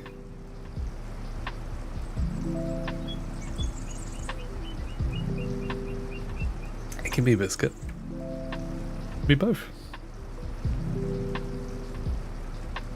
It's legally cake. It can no longer be two things. And if I say that, will the McVitie's police come after me? Secret police beat me up in the night. It is legally cake. Shut up. This is cake heresy.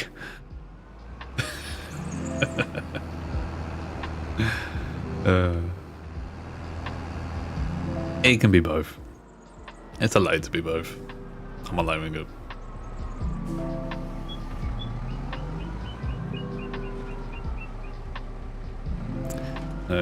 After 1991, it was legally cake. Some lawsuit about tax or something.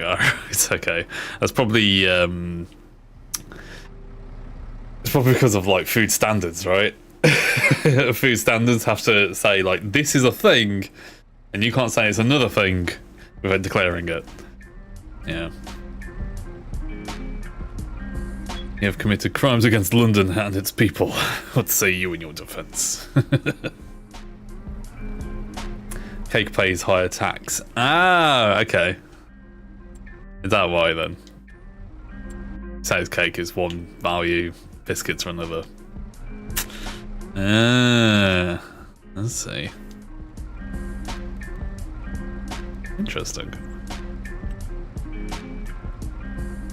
I need to swap the tram lines over. We'll have to do it this way. We'll do that section.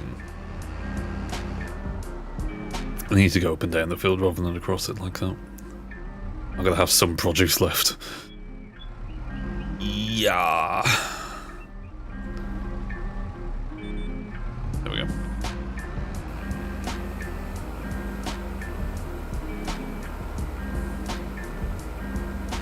It's a random bit of trivia for you. This is what I do before the stream. I just watch YouTube videos while I'm like eating my breakfast. Do you know why? You know, on a motorway. Do you know why on UK motorways you have billboards that aren't billboards advertising stuff on the side of the road on the side of truck trailers? You know why that is? Well, the obvious reason is like money. But do you know why they use a truck trailer for that? Not like just build a billboard and charge advertising fees for it. I genuinely didn't know this. So, in the UK, to assume cheaper, technically, so there's a law that says in the UK on the motorway you're not allowed to build a permanent billboard on the motorway. Loopholes. These truck trailers that are usually on farmers' fields on the side of the road, they found a loophole where it says the law says it needs to be a permanent billboard structure. It's not allowed, right? A truck curtain side a trailer, not permanent. It's not a billboard. So it's a truck. So advertising companies will less legit ones, let's put it that way, who don't comply with the law, use these spaces and say, hey to a farmer, come and use that bit of land that's right next to a major motorway to put advertising on that is technically not breaking the law. And technically, the farmers don't get paid any money for that advertising. Technically. We all know they are, but technically they're not. On paper, they are not. They're doing it for free because it is technically a farm equipment. It's a trailer for a truck. So that's why you see them all the time on UK motorways. Now, the law says we have that law because it says that people will get distracted by billboards on the side of the road. It's not like America where you have like billboards everywhere on the roads and it's just like advertising nightmare. We don't have that in the UK. But what we do have is many loopholes like that where just so happens you can see an advert that's on the side of a building. That's legal. And it just so happens you can see it from the motorway.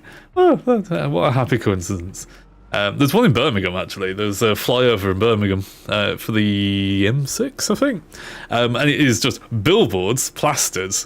But they're not technically billboards. They're either on the side of a building or they're their own structure, which have been like erected in some sort of other capacity that is technically not a billboard, and they're allowed to do it. It's just like, okay. Bizarre.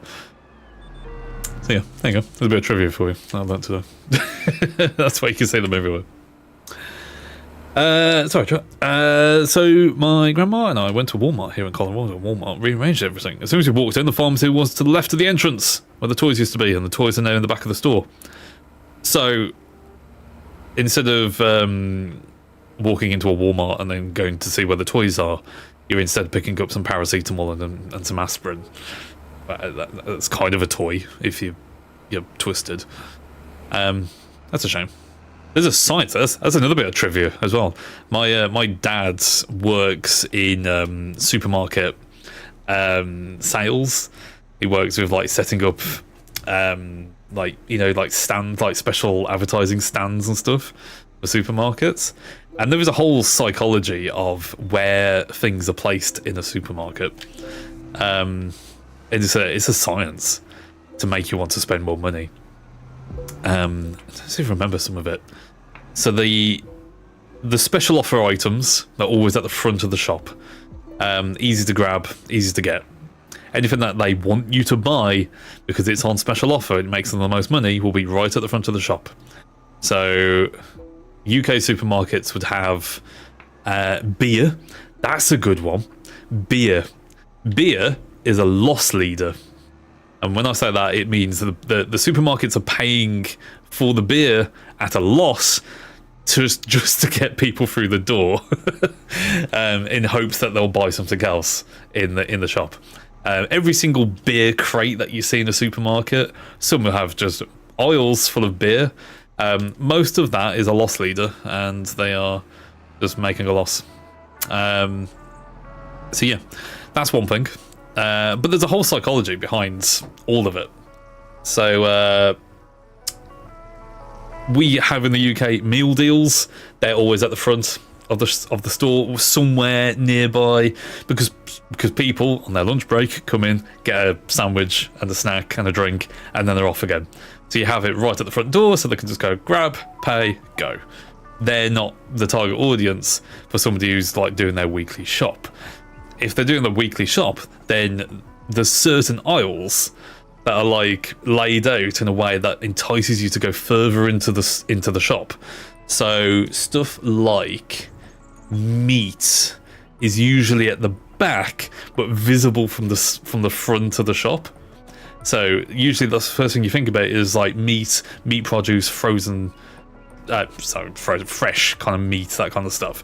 Usually you can see it from the front door and you know where it is, but you have to go to the back of the shop because it makes you walk past all the other things that might tempt you with its packaging. Perishable items are usually at the back and furthest point in the shop. So eggs is a good one. Eggs are usually, and bread, that's another one. They're usually paired together and they're at the back of the supermarket because it makes you walk past all of that. Cereal, stuff like that. Anything that's perishable that you need to keep getting over and over, yeah, it's over at the back of the store because you want to entice people to maybe pick up something else and get this and get that. The more valuable stuff as well is always at the back of the shop, or they try to get it at the back of the shop. Again, because maybe you only want that one item because it's expensive, so you end up walking past all these things. It's a whole science. interesting. My dad taught me about it. It was really, really interesting, and he helps set up some of those displays that the company that he works for sets up and has to pay a lot of money to a supermarket to say, hey, I want that in my area, so it's like brighter and more colourful compared to the competitors. It's a whole world. It's very interesting. Sorry, the billboard's the least distracting for Americans. I know, I've never looked at a billboard on the side of the road and just gone, ooh, pretty lights. I'm actually driving a vehicle. You know what I mean? So, I know one of these. The bright, nice looking shit is always lower down when the kids will see and want to buy it as a pairing. Yeah, exactly. Yeah.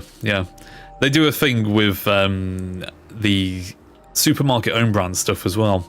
Is always nearby while it's actually trying to compete. So you'll have, say, Tesco own brand baked beans is right next to the Heinz baked beans, and it's always next to them.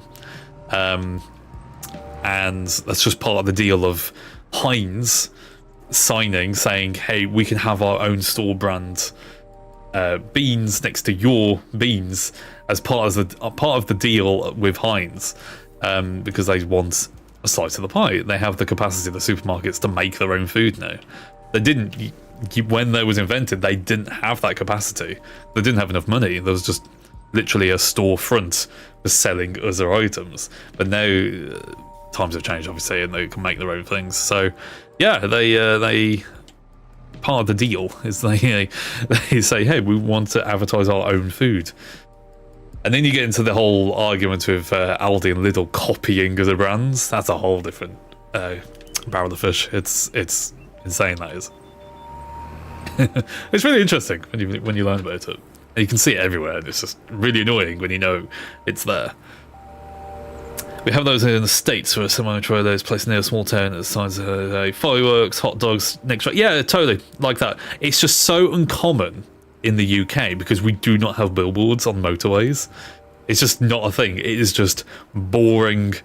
There's nothing on motorways at all, except for the signs, the road, the cars, the signs. That is it for miles. And it is boring. It is very, very boring. So the odd billboard that you see on the side of a truck is really noticeable because we don't have billboards, full stop. It's kind of crazy, really. We just don't have that at all. Yeah. There's all the signs about item placement. Yeah, honestly, there are studies, psychological studies on the way that people shop. And big companies, big brands will spend millions on trying to manipulate you on how to buy certain items. It's a massive industry. I'm not going to do that, but okay. Yeah, it's an absolutely huge industry because, you know, at the end of the day, it's the difference between, you know, buying your product and buying somebody else's product. Big business. There's huge amounts that go into it. Psychological state of things. Another good one is shopping centres as well. Americans, you call them shopping malls. Right, so we have shopping centres, same idea. There's a whole science that goes into building a shopping centre.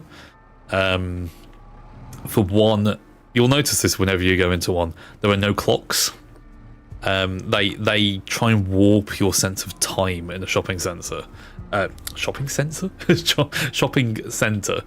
They try and, make you forget about time. And it used to be a lot worse before we had smartphones and phones in general, because what they could do is just remove all the clocks, and you'd spend a lot longer in a shopping centre than you normally would just buying things. They don't want to remind you about the time, they just want you to be in there all the time, so get rid of all the clocks. If they have multiple floors as well, the shops that you can see, if you was on the ground floor, you're always able to see the top floor. That's the idea anyway. You're always meant to see the top floor, so you're always able to see like sight lines of the shop that you want to go to next. So then that will entice you to walk past loads of other shops and then get to your destination shop, which might be on a different level. That goes crazy when there's more than just 2 floors. It goes up and up and up, and the idea is to have the architecture so you can see different shops from different angles, and you go, oh, what about that one? Oh, what about that one? Oh, let's go over there. You know, it keeps you trapped in that kind of shopping centre for longer. It's quite clever, really, but I don't like it at the same time. The traffic centre tries to cook you alive and kill you off for being too close to other people. The traffic centre's weird though, isn't it? Because it's more of like a heritage building that's turned into a shopping centre. So this was before the psychological studies. So the traffic centre is a bit, but in a different aspect, because it is more old school. It has a certain appeal that the new shopping centres don't, and it's not designed to kind of trap you, but it has some of the modern trappings of what we have now. Yeah, it's quite cruel when you think about it. But I think once you understand what you're looking for, it's a lot harder to be influenced by it. It's the same with like advertising. Like there's certain tricks that advertisers use to get you to buy things. Like the colour red. That's a big one. The colour red is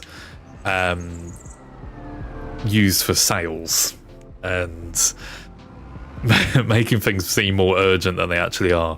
So whenever you go into a shop and you see like a red thing that says sale, like red, it invokes a kind of like urgency response from you, whether you realise it or not. And you think, oh no, there's only so much left. Oh, I've got to buy this. It's a sale. This is my last chance. And they'll use all that kind of language and colour scheme to say, you need to buy this now. It's going to run out. And yeah, a lot of the time it doesn't. It's absolutely fine. Red goes faster. That's why we rush. Yeah, totally. It's a noticeable colour as well. It stands out. There's other colours like it, but red is the most primal of our sense of danger and urgency, and you notice it. That's why we have red traffic lights, because you stop at those and you notice them. Are we just we are real world orcs? Yeah, unfortunately, we are just orcs. Yeah, it's quite funny. I mean, like different colours are different emotions as well. So you'll never see something like a price tag that's in blue, because blue is sad. And if you do see one, the shop's not doing very well. Yeah, you'll never see one that's in blue. You'll probably see ones that are in yellow, white as well. White is quite clean, but yellow does that same response as red. But you'll never see one that's blue. Blue is sad. Blue is sad. It doesn't want to make you buy things if it's in blue. Same with like off-putting colours as well. Like you'll never see a price tag in brown or a black. To be honest, like that's not really one, or like any of like the pastel-y colours, nothing like that.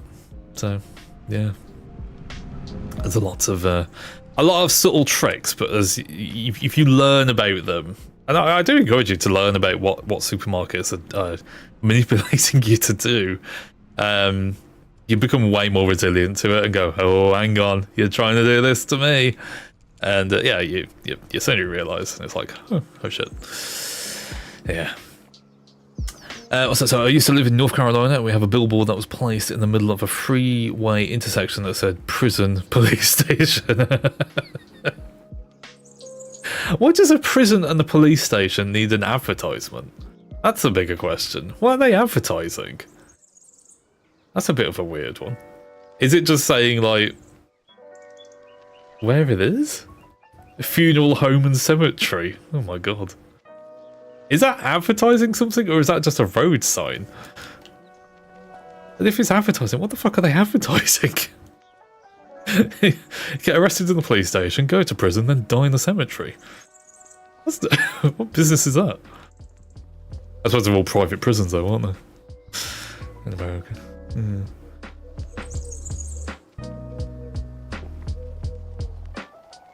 find it funny how I keep getting adverts for like completely irrelevant stuff. Like I've got YouTube on our TV downstairs, and I have all the adverts on that. So I just get some right weird adverts that come through YouTube. I keep getting ones from Oracle, like fucking business solutions from Oracle. I'm like, what kind of bloody targeting are you doing? Where you think I'm interested in how to manage my finances through Oracle for my imaginary business that doesn't exist? Like, what data are you using there, or are you just throwing money at the advertising budget and just going, advertise it to everyone? Just constant fucking Oracle business solutions. I don't care. Some of them are fucking weird. The worst ones are gambling ads. I've always said that the worst ones, they shouldn't really be a thing, gambling adverts. Where I live, there's a really big gambling place, headquarters for one of the big gambling companies in the UK. And you can get a sense of how much of a problem it is in the area through the advertising spend of just this area where they're headquartered, because it is constant. Just constant adverts about betting, sports betting. It's just like, fucking hell. It just keeps going on and on and on and on and on, and it's just the worst. Like, whatever you think of gambling, do what you like. I don't think it should be advertised the same way smoking was banned, advertising for that, because people still do it. You can't just get rid of people doing it. It's just, I don't think you should be advertising it. There's just no point. If you're going to gamble, you're going to gamble, aren't you? So if you're going to smoke, you're going to smoke. It's just, you can only do so much. But that's one thing I don't think you should be advertising, really. It's an advertisement for the upcoming mayor election. Okay. Again, we don't really have that in the UK. We have political adverts, but they're very regulated. I do find it quite funny in America how you have like billboards and all sorts of wild advertising campaigns for politics. It's just kind of like, you lift the lid on everything, and it's politics everywhere. In the UK, we don't really have that. We have adverts, so we have like we have TV ads for when it's an election, and if a certain political party has enough funding, for example, it's usually one of the big three. They will do a political ad on TV, but it will always say who it's been paid, who's paid for the advert, who it's about, and it's all very regulated. Like, it's it'll always say this before it even starts. It goes, "This is a promotional piece by the Labour Party," and it's it'll always tell you what it is before, and then usually that's the point when you turn it off. But it's very regulated.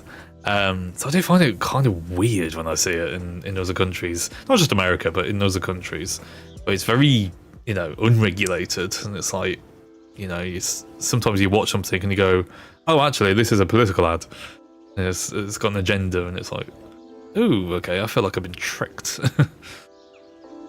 It says that if you want a smart mayor that can fix the city problems, then vote for Mayor Martha Jackson. Okay. It's very to the point, isn't it? Yeah. It's weird, isn't it?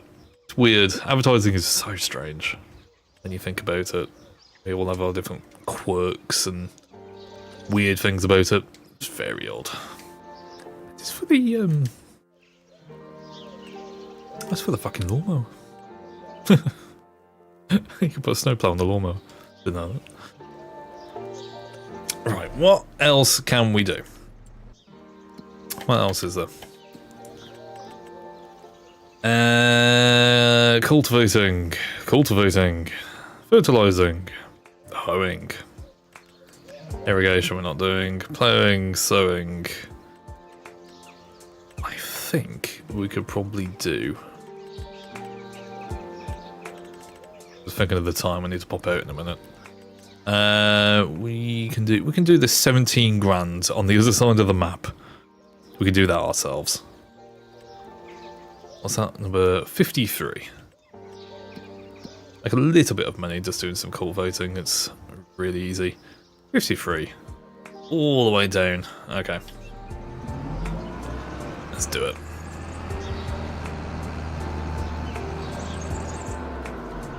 Oh yeah.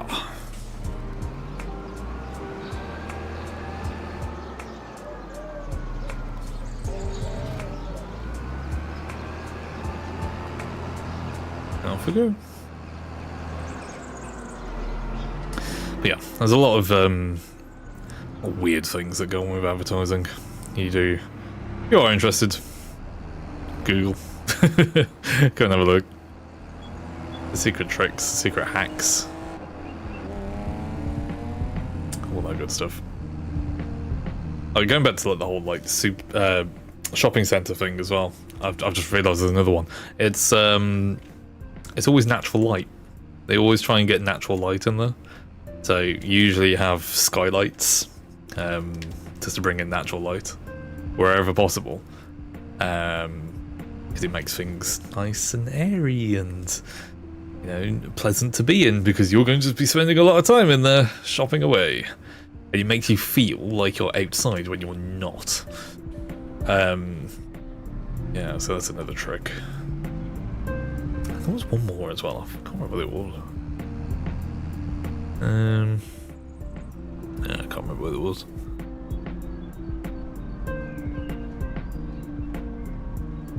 I know another one about strip malls. That's what you call it in America, strip malls. We call them retail parks. The original idea for them was completely different from what it was actually planned, and the guy, I can't remember the guy's name who invented the idea of a retail park. He was an American chap, and he absolutely hated it, and just said he hated his invention all the way up into his deathbed. There was meant to be like places of like social gathering, so sort of like a bit of a park mixed in with some shops, and like more like a community hub almost for each town. That was the idea of them, and they built the first one in America and completely got the design muddled up, and they accidentally made what is now a strip mall, which is just a car park with some shops on it. And yeah, he hated the idea, but they built it, and he always hated it, and, you know, vowed to never support it. But unfortunately it worked. Like, it was a thing that actually worked, and yeah, now we're stuck with them, and they're everywhere because they're efficient at getting people to go to a shop. You know, you just park up, go and shop, bring your shopping to the car, drive off. They're very efficient ways of shopping. But yeah, it was completely different from what the original vision was. They wanted all these like community aspects. They wanted parks. They wanted community centres, and there was like even designs with like swimming pools and stuff like that. It was yeah, a whole thing. It's quite sad, really, because it was completely disregarded what he actually wanted to try and achieve. It could have been different. And now we're stuck with what we have now, sadly. There you go. There's the stories. There's a few things to notice next time you go shopping.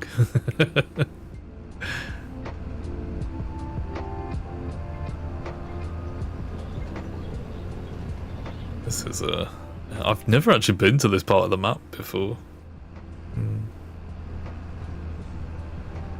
So we have skylights and regular lights in our local shopping mall. Yes. There's also a mall here called Mall of America. There's a roller coaster and amusement park rides and other attractions on the way. So yeah, totally. And it's all designed just to keep you there. You know, it's not to stereotype you Americans, but you like to do everything in excess. So, yeah, of course you have one. That's a roller coaster, but it's all designed to keep you in that building, to keep spending money, and you know, it's sort of like how a supermarket has all of those products in one place. A shopping centre will put all of those shops in one place, so it's a no-brainer. Oh, we'll just go to the shopping centre. It's got X, Y, and Z. I can just do all my shopping there rather than have to go elsewhere. What you're having is a weird trend now where online shopping is taking over. So, especially in the UK, we have a lot of high street. We call them high streets. They're just local shops, local towns that have like a strip on the road full of shops. And we call them the high street. That is the high street chain, high street shops. You go there just to do your basic shopping. They're all dying in the UK at quite a big rate as well. They're all going to pot because of online shopping, and people would much rather just go on Amazon and order what they want on there rather than go down the road, go for the effort of going out, go and get the thing they need. Yeah, it's the whole thing. But the ones that are succeeding in surviving this online shopping, you know, kind of black hole almost in the market is the ones that provide experiences.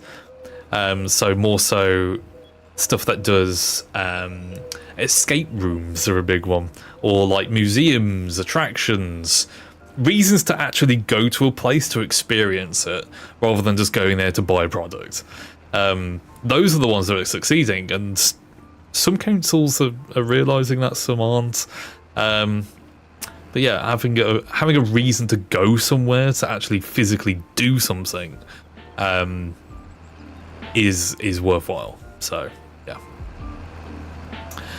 What's that? Sorry, Google. The Mall of America is a large shopping center in economic context in the United States, located in Bloomington, Minnesota. It has over 520 stores, about 50 restaurants, and numerous attractions, including the indoor amusement park, Nickelodeon Universe, the Sea Life Aquarium, and the Museum of Illusions. Ooh. Yeah, so that's all that. I mean, it's like I say, it's a one-stop hub for every sort of thing you want to do. You want to go out? Oh, cool. There you go. Everything is under that one roof. It's like a theme park, isn't it? At the end of the day, it's a theme park with some shops. You know, you can just spend the entire day. You can spend days there, couldn't you? Just spending money. That's what they want. They want you to spend money over and over and over until the end of time. So all little things just to keep you occupied. Yeah. But yeah, a lot of little tricks, a lot of little things. I kind of don't want to see high streets go, because I need to go down to the high street now. Like, I'm going out in a bit, and I need to go and take a parcel, so I need to go to a post office. I need to pop into various shops to go and get some things. Yeah, and it is easier for me to just do that than online shop, because I'll just spend hours trying to find the exact same things on Amazon at probably twice the price. No, I don't want them to die, but you know, they need to evolve as well. When you go out, you buy more Warhammer. It's up. Maybe actually, I need to go and see if the next magazine's out. So it might be. Maybe I'll pop into Smith's and see if it's there. Yeah, I know. I got the first one, didn't I? Yeah, I'll have a look.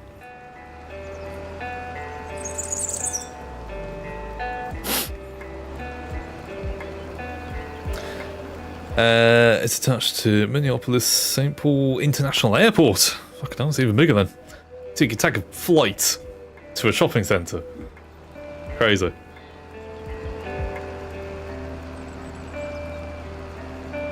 Madness, I tell you, madness. Hooked. I've I asked Meg if I could go to the Warhammer shop again and take her with me. So I might go this week. Maybe. Possibly. Maybe. I didn't sign up.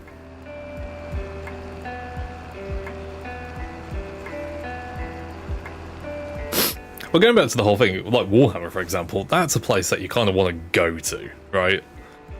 That's what they're doing really well. And in fact, Games Workshop have had like a really, really good few years. And it was in the news, wasn't it? They gave a bonus to all of their staff, quite a big amount, because they've just had a really good year and they just paid it all back to the staff. Yeah, it's made like record profits recently because of those shops, and it's been, you know, slowly expanding out. But that's a reason to go to them, isn't it? Like, you want to go to a Warhammer shop. You can easily just go online and buy Warhammer stuff on there, but you know, you kind of want that experience. You want to talk to people. You want to get the sets. You want to see the paint in person. You want to see the models in person. You want to see what you're making. It makes sense. But I think shops have to do that kind of, businesses have to do that kind of effort of, you need to get there. You need to entice people to actually go there. They're gonna have a reason to come to you.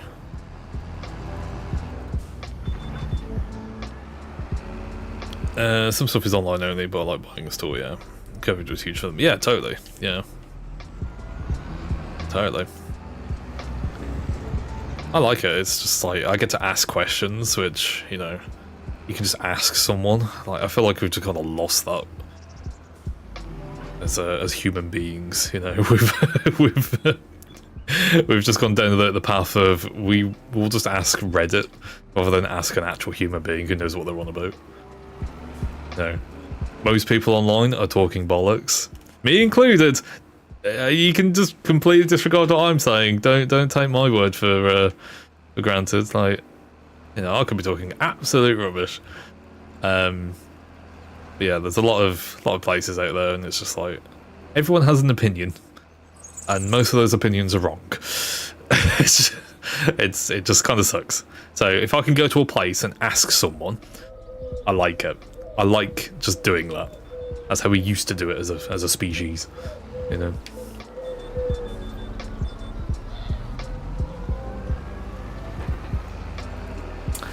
You take a flight to the airport and get on the light rail monorail that goes from the airport to the mall. Perfect. There you go. Convenient. The best airport in the world. There you go. Whenever you want to go, you can just have a holiday to a shopping centre. Lovely. We enjoy talking to the staff at Warhammer. Yeah, totally. Yeah, and you know, they're passionate as well, aren't they? That's a big thing. You know, they're passionate about what they're selling, about the lore of everything, and you know, they obviously have the skills to paint, and you can just ask them, like, you know, what's the best thing for this? What do I need to get started? You know, it's so much easier just having a 5-minute conversation with someone than doing all the research online yourself. It's so much nicer. Because I've been like learning stuff from like YouTube videos and stuff, but when I went the other day, I just asked the guy, okay, I've got this set, what do you think is the best paint for this? Oh, okay, you know, and he just shows me the bloody suggestions, and it's like, this is nice. If I asked the internet, everybody would have their own opinion. It would just be like, well, you've got to paint the Kriegers bright yellow because of this reason and this reason and this one, and I think they look really good. And it's like no, no. That's not what I want to do. It's just, yeah, everyone has their own opinion, and it's fine. That's free speech, but I've heard some horrible takes recently of certain topics, and I like to go back to the old ways now. I'm picking up books again. I'm picking up books and reading because I like it more than Reddit threads. It's nice. It's not exactly a revelation, is it? But like, you rely on the internet for so many things. Once it's, you know, driving you up the wall. You turn it off and then you find out, actually, the old ways sometimes are better. It opened August 11th, 1992. Bloody hell. That big. It must have grown, hasn't it, since then? I'm about to paint the Vespids blue. The art is orange. Do what you want. Exactly. Yeah. I've had some horrible takes about those fucking Warhammer models. It's like, oh, actually, it needs to be this certain shade of grey. Because it's lore accurate. It's just like, what to the made-up fucking story of what? It's not real. It's just shut up. It's not fucking real. It just annoys me. There's a point of enjoying something and then point of just telling people how to do things, and that's just shit. Often like stupid TikToks that are just like, I was like, oh, actually, you're supposed to do this particular army grey khaki, because in fact the Kriegers were inspired by World War One French military personnel. Shut up. I'm going to paint them hot pink in a minute. I don't give a fuck. So annoying. Yeah, it has those takes, mate, and I would on those little gimps. Absolutely. Absolute gimps. They're just, they're everywhere. Any sort of community. Like we were saying before about the Battlefield beta, wasn't we? And just like, I had to turn off the subreddit for Battlefield. I kept it on all the way up until the Battlefield 6 beta, and then I had to turn it off because it was doing my fucking head in.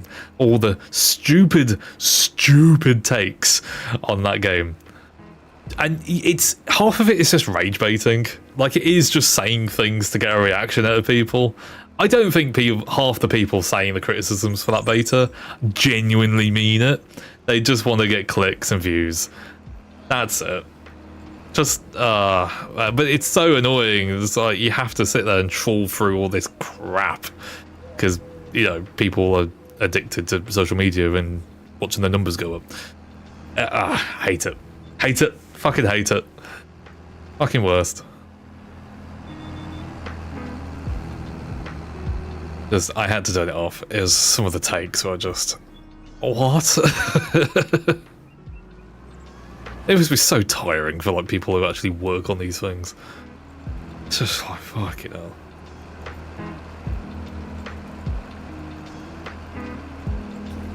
Bunch of gimps. You're right. Bunch of gimps. Oh, I'm gone stiff. Right, we're going to do this field. We'll finish this field. We'll call it a day. And then stream later on this evening with Abiotic Factor. Go back into that. We've got what have we got to do next on that? Oh, it's the whole new area in Abiotic, the manufacturing area. Yeah, so we'll do all that. Corn for the corn god. Yes, corn for the corn god. Blood for the blood god.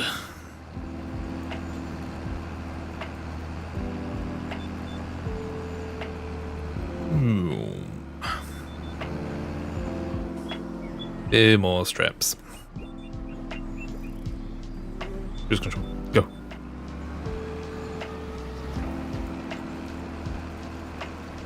Ugh. Oh, excuse me. I'm really achy this morning. Half asleep, achy. Even though I got a nice good night's sleep. Don't know what's going on with me. I need some food. I need a sandwich or something. That's what I'm gonna have. A fucking sandwich. Well, that corn post on his Discord throne. No longer accepting orc blood. Does he run a blood bank?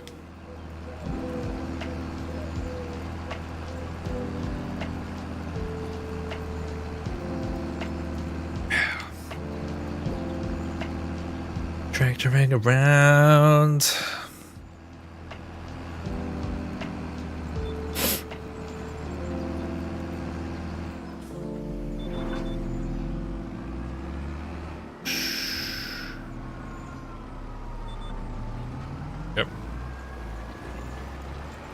Almost there.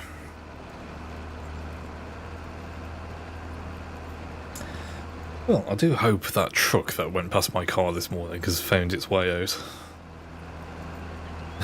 I haven't seen it this entire time, so I assume it's just gone a different way.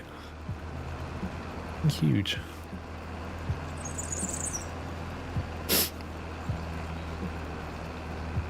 I got very confused about like why the small pet food business needs a literal shipping container worth of ingredients for their pet food. But who am I to judge?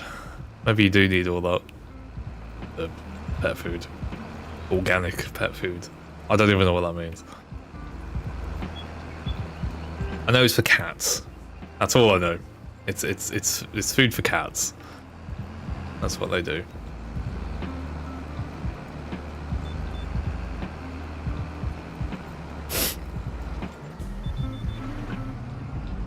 Whoosh.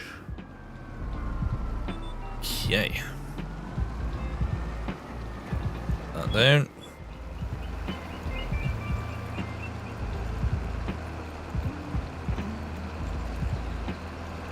Chugga, chugga, chugga, chugga, chugga.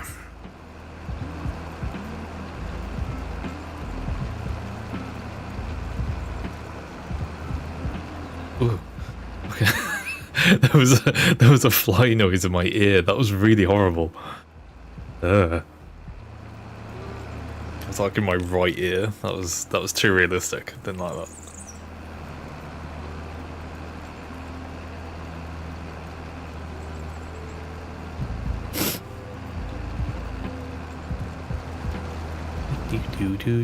Do. Tiny little strip left. Oh, contract finished. Haha, fuck you. I'm not gonna finish it. Give me all your money. Sweet. Completed 17,000. Cheeky bit of money for not much work. Lovely. I'll keep the overheads happy. Cool. Cool. Right, let's go and take this back all the way down to the farm and go and park it up and call it a morning. Yeah, it's been nice. I don't think I could play Abiotic this morning. It's just not with it today. Oh, I'm sorry. I'm on the wrong side of the road. Don't honk your horn. Sorry. I said I'm sorry. Some nice houses. It's a fantastic map, this. If you're thinking about a UK map, this is good. This is really good. It's the first UK-based map that feels like it's in the UK. Very nice. Also, quite a lot of areas to build on and experiment with.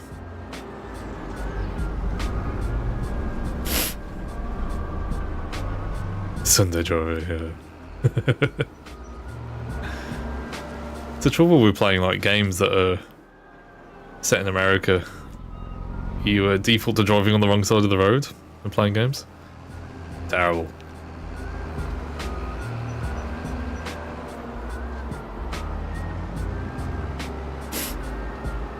I've been playing the Mafia games, and I was playing a bit more last night actually. The Mafia 2. It's not kind of the games I can stream because there's all sorts in it. Yeah. I think I would be alright streaming it, but nah, probably not for me to stream. It's alright. They're really fun games.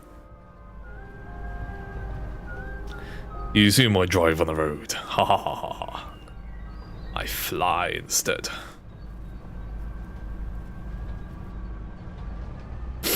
I hope this is the right way. Do. Yeah, it is.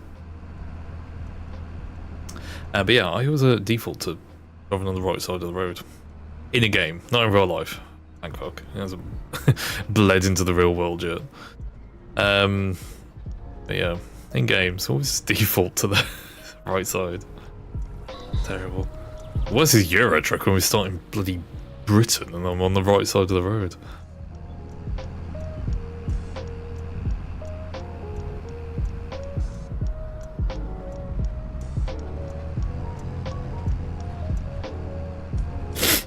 Oh dear. Ugh. And when you want to sneeze and you can't sneeze. Ugh. We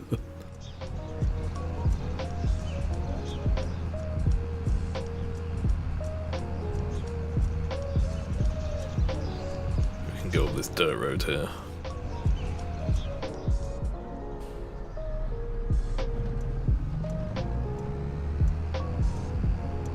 Yeah, it's over there.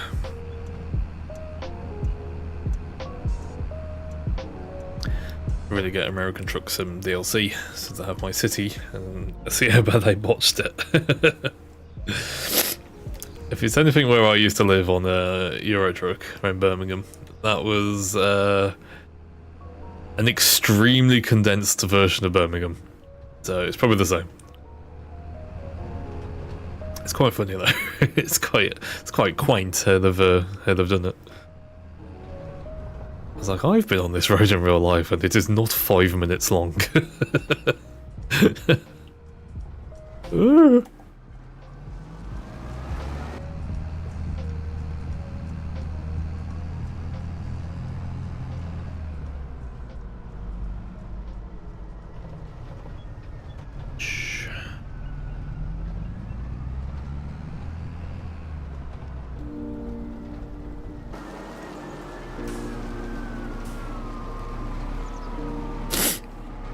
Like Manchester, suddenly 4th Street, yeah. Just all condensed, isn't it? It's quite funny. Whoosh. But for now, Water Park Sim.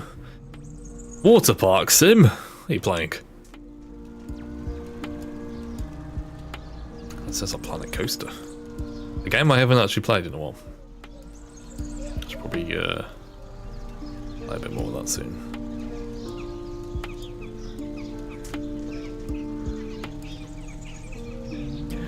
Booyah. One of the many sim games. Oh, okay. Haven't heard of that one.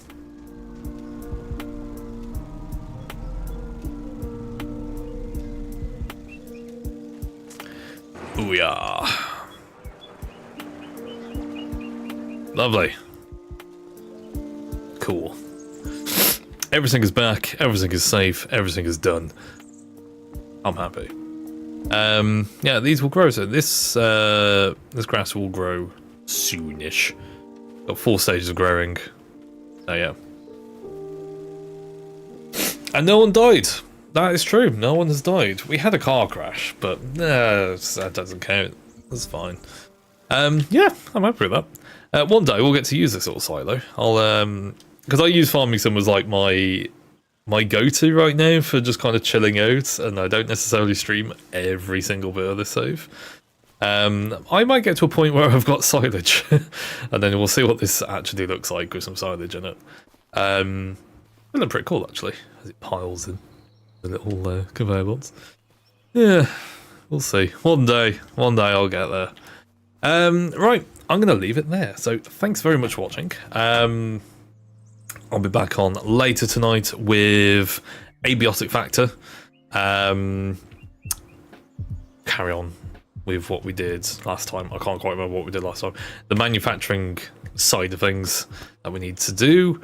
Yeah, we'll carry on with that later. Discord is over there. Thank you very much, Pork. You know what I say at the end of every stream now. It's a little script in my head and you've picked up on it. Yes, I'm on Discord if you do need anything, and Viewer Choice Sunday is this Sunday. Please vote for your favourite game on the VCS Vote tab on the Kraken Tavern Discord. Fucking hell. Vote for your favourite games on there, and whatever gets voted I shall play on Sunday's stream.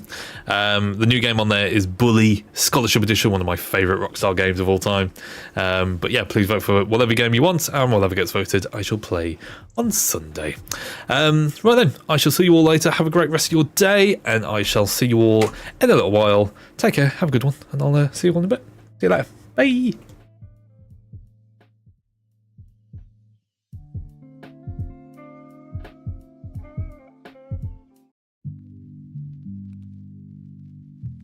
Is everybody in the groove? Well, stick around. We're just warming up, baby.